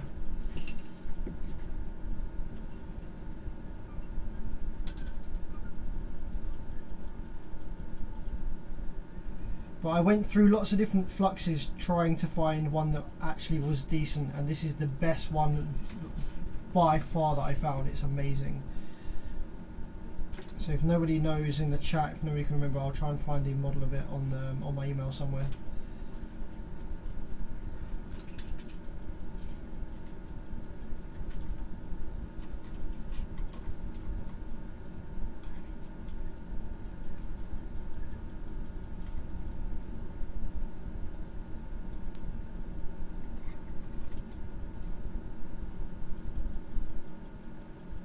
I think it's flux that's designed for lead-free,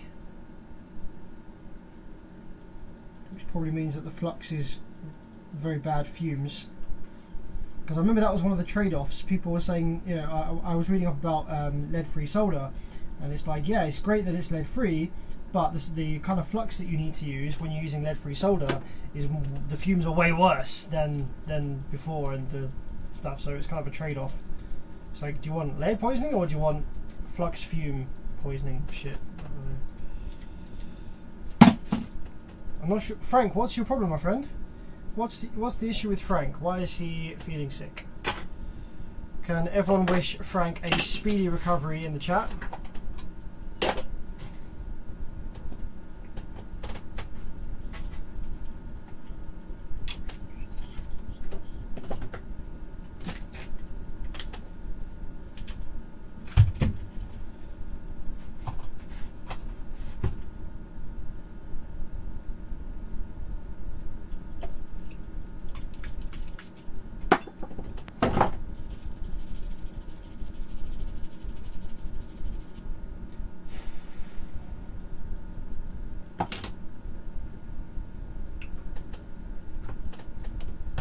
Okay, let's see how we get on now. So let's back in.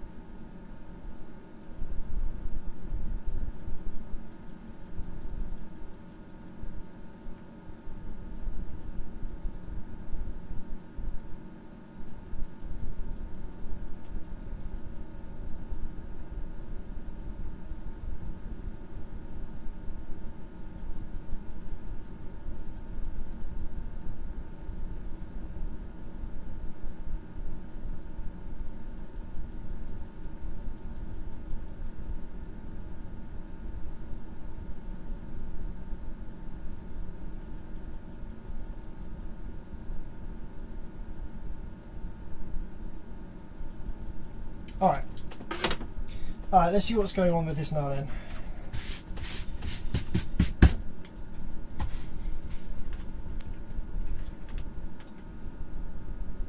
It's all soldered at the ends. Just check for solder bridges on the back.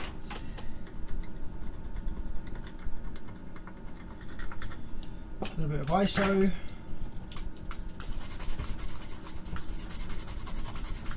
Clean that up a little bit.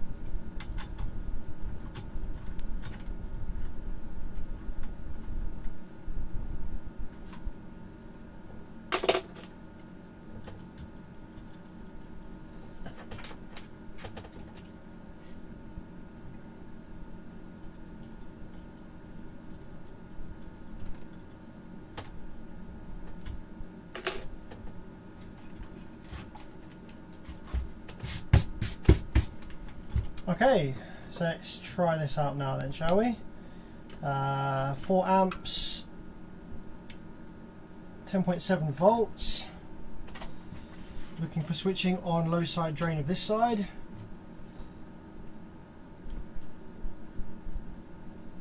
I think everything is back in order. Okay, no, we just get a lot of pulses. It wants to, yeah, it's not working on this side. So I think that might be just the chip on this side is bad.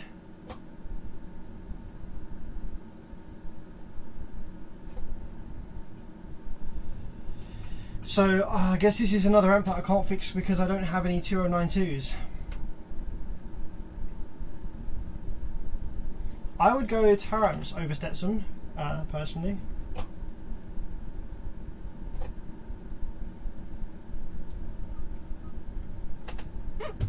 Okay.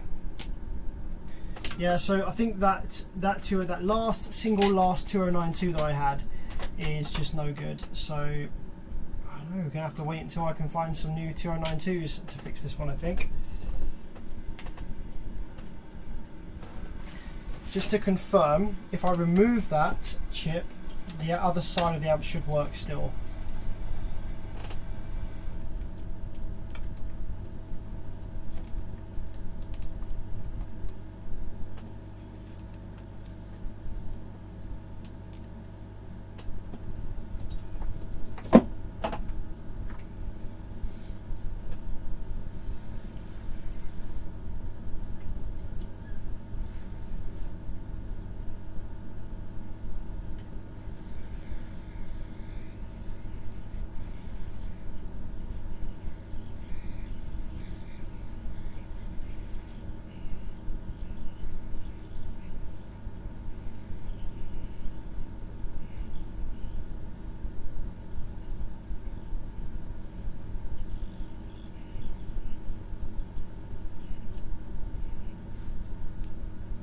So yeah, if I remove that one, the other half of the amp should still work because it was working earlier.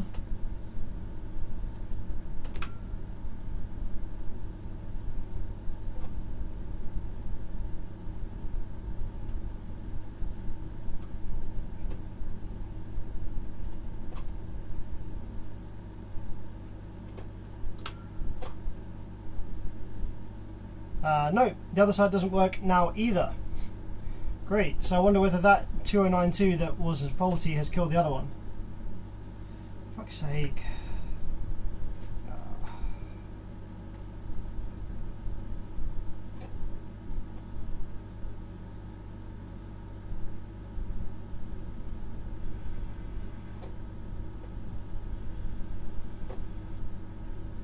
Why are you going into protect?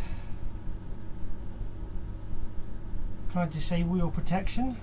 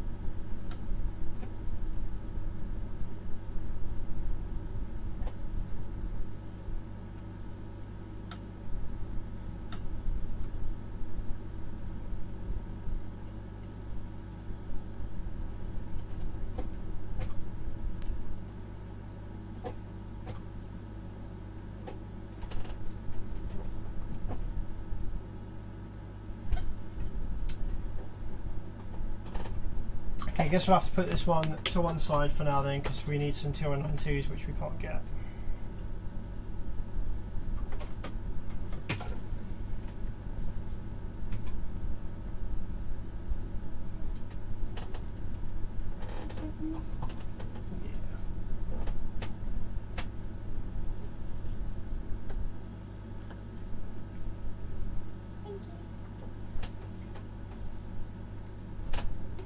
Don't think I have any other 2092s on my bench anywhere, sitting randomly.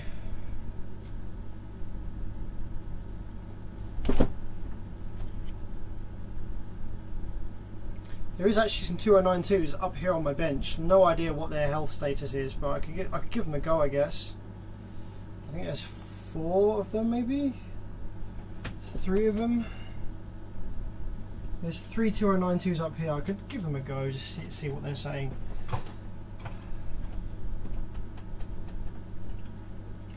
Because I don't know if it's the 2092s that's the issue now or not. I've no idea. Not got a clue.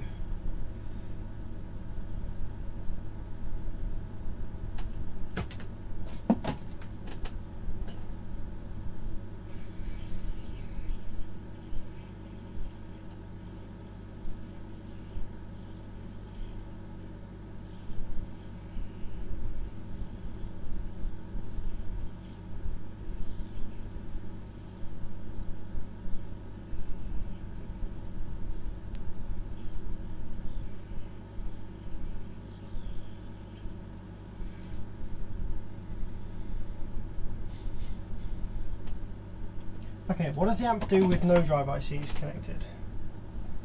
I haven't really dove much into these board repairs much.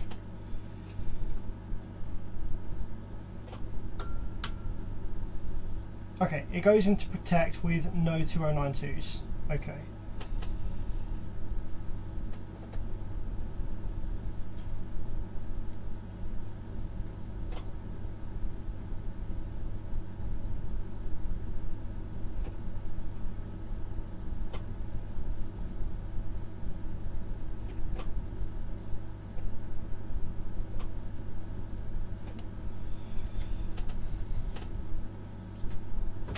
So let's try and load up some random 2092s that I just found on my bench.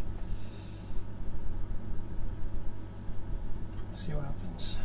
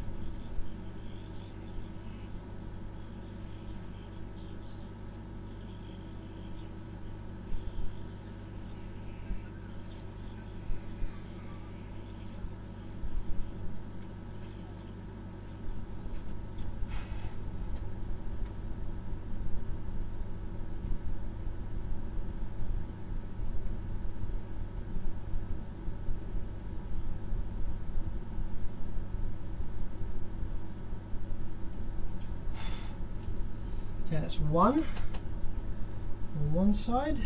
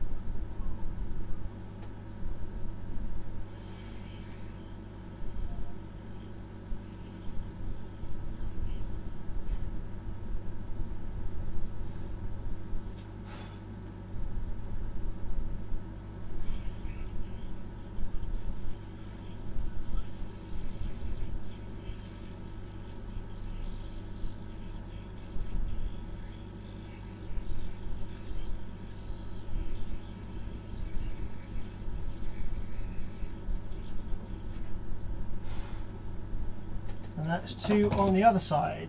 Okay. Let that cool down for a minute. Like I said, I have no idea whether these chips are any good or whether they're faulty or dead, or even if there's other issues on the board still, but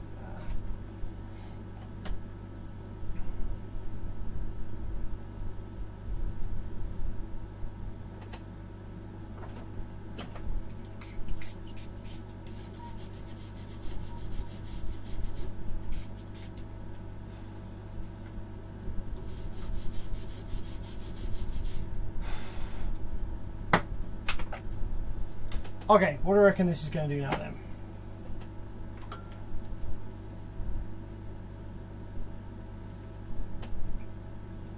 Couple fresh 209.2s. Okay, well one of them has DC offset on, actually both of them swing to negative rail on the low side. Nice. That's good.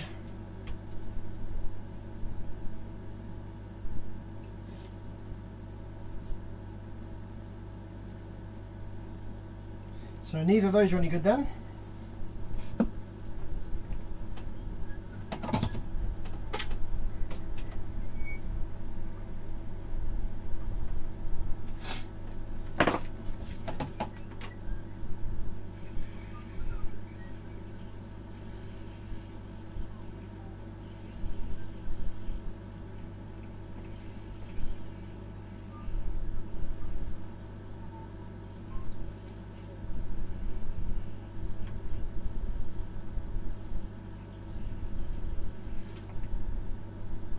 Just had a quick thought. The only thing I did differently after I changed things around was I put the gate resistors back on the bad side. So maybe if I lift the gate resistors on the bad side and put that original drive IC back in, it might be alright.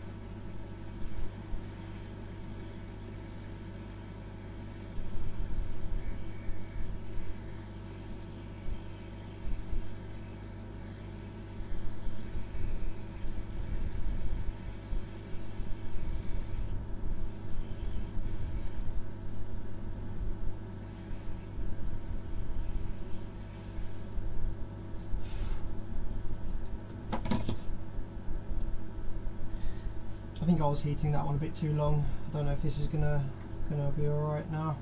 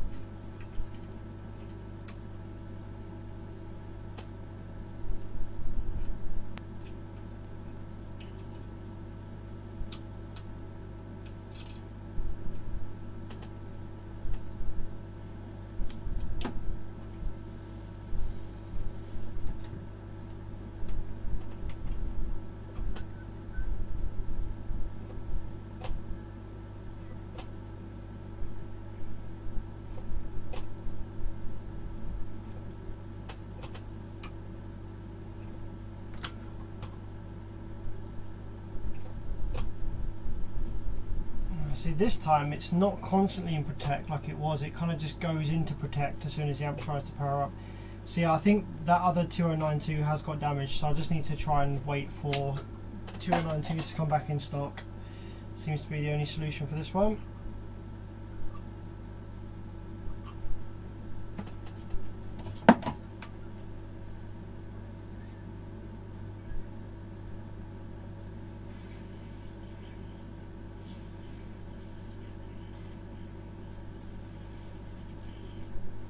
Unless I can find a magic spare 2092 somewhere.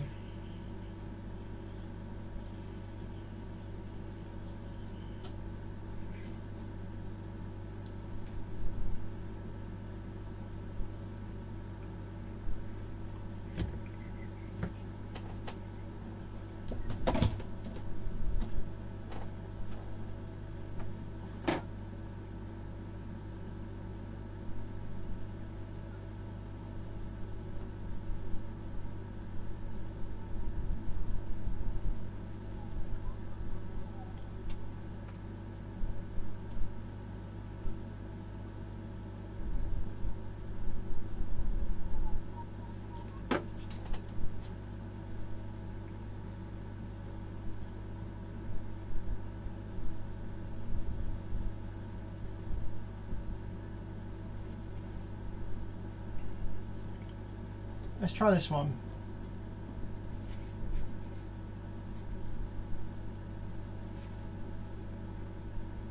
Let's just try this one. Seeing as I've got them all here, might as well just give them a go. And the board is preheated, so this won't take long.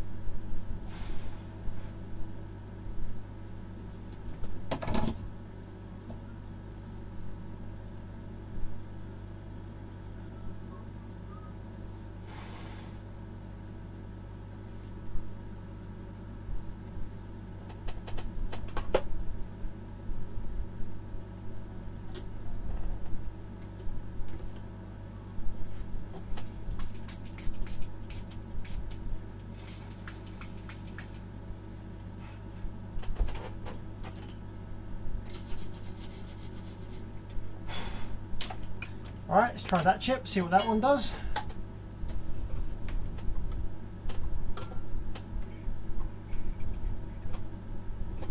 Nope, that one swings to negative rail as well. So that one's no good.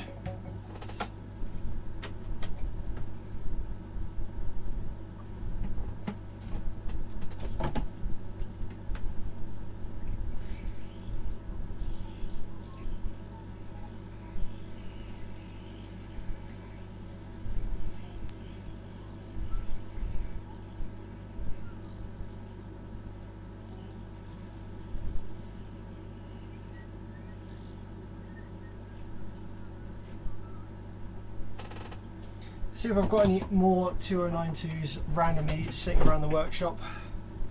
Don't think I have, but can have a quick look.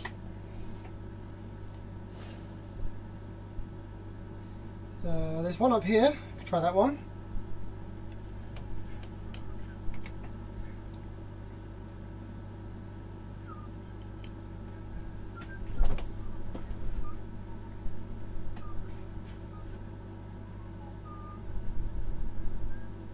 Actually, I don't think that one's legit. It doesn't look very legit, but we can try it anyway. Why not?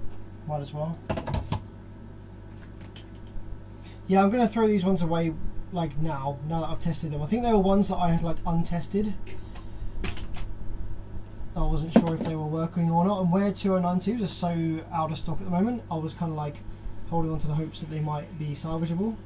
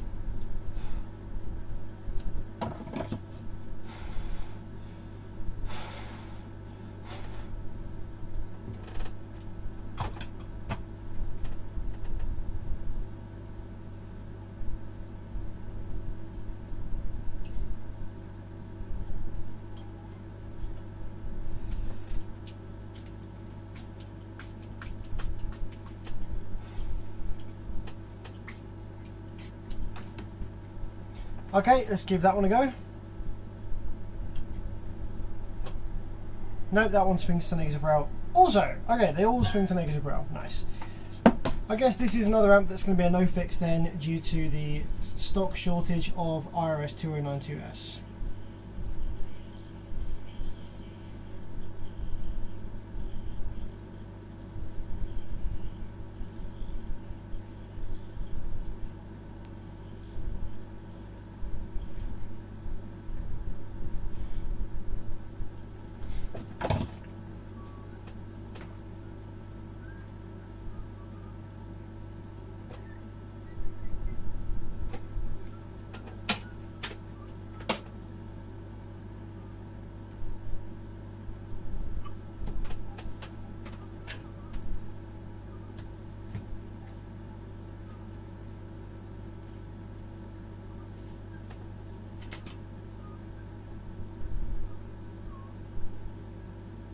On the plus side, I'm getting pretty good at soldering these chips in without removing the driver card.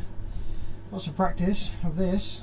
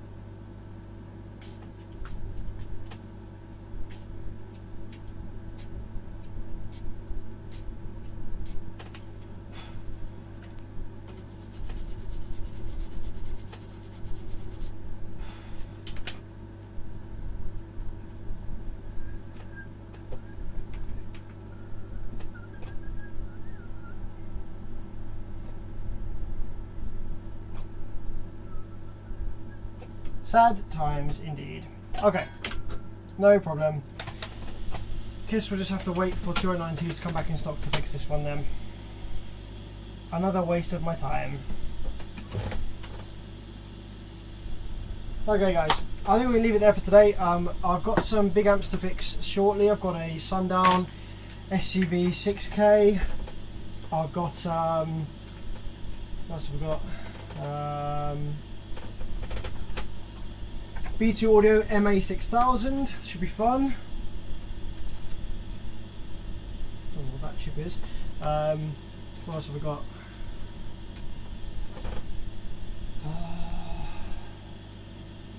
Got a Chinese full bridge 5K. Should be also interesting.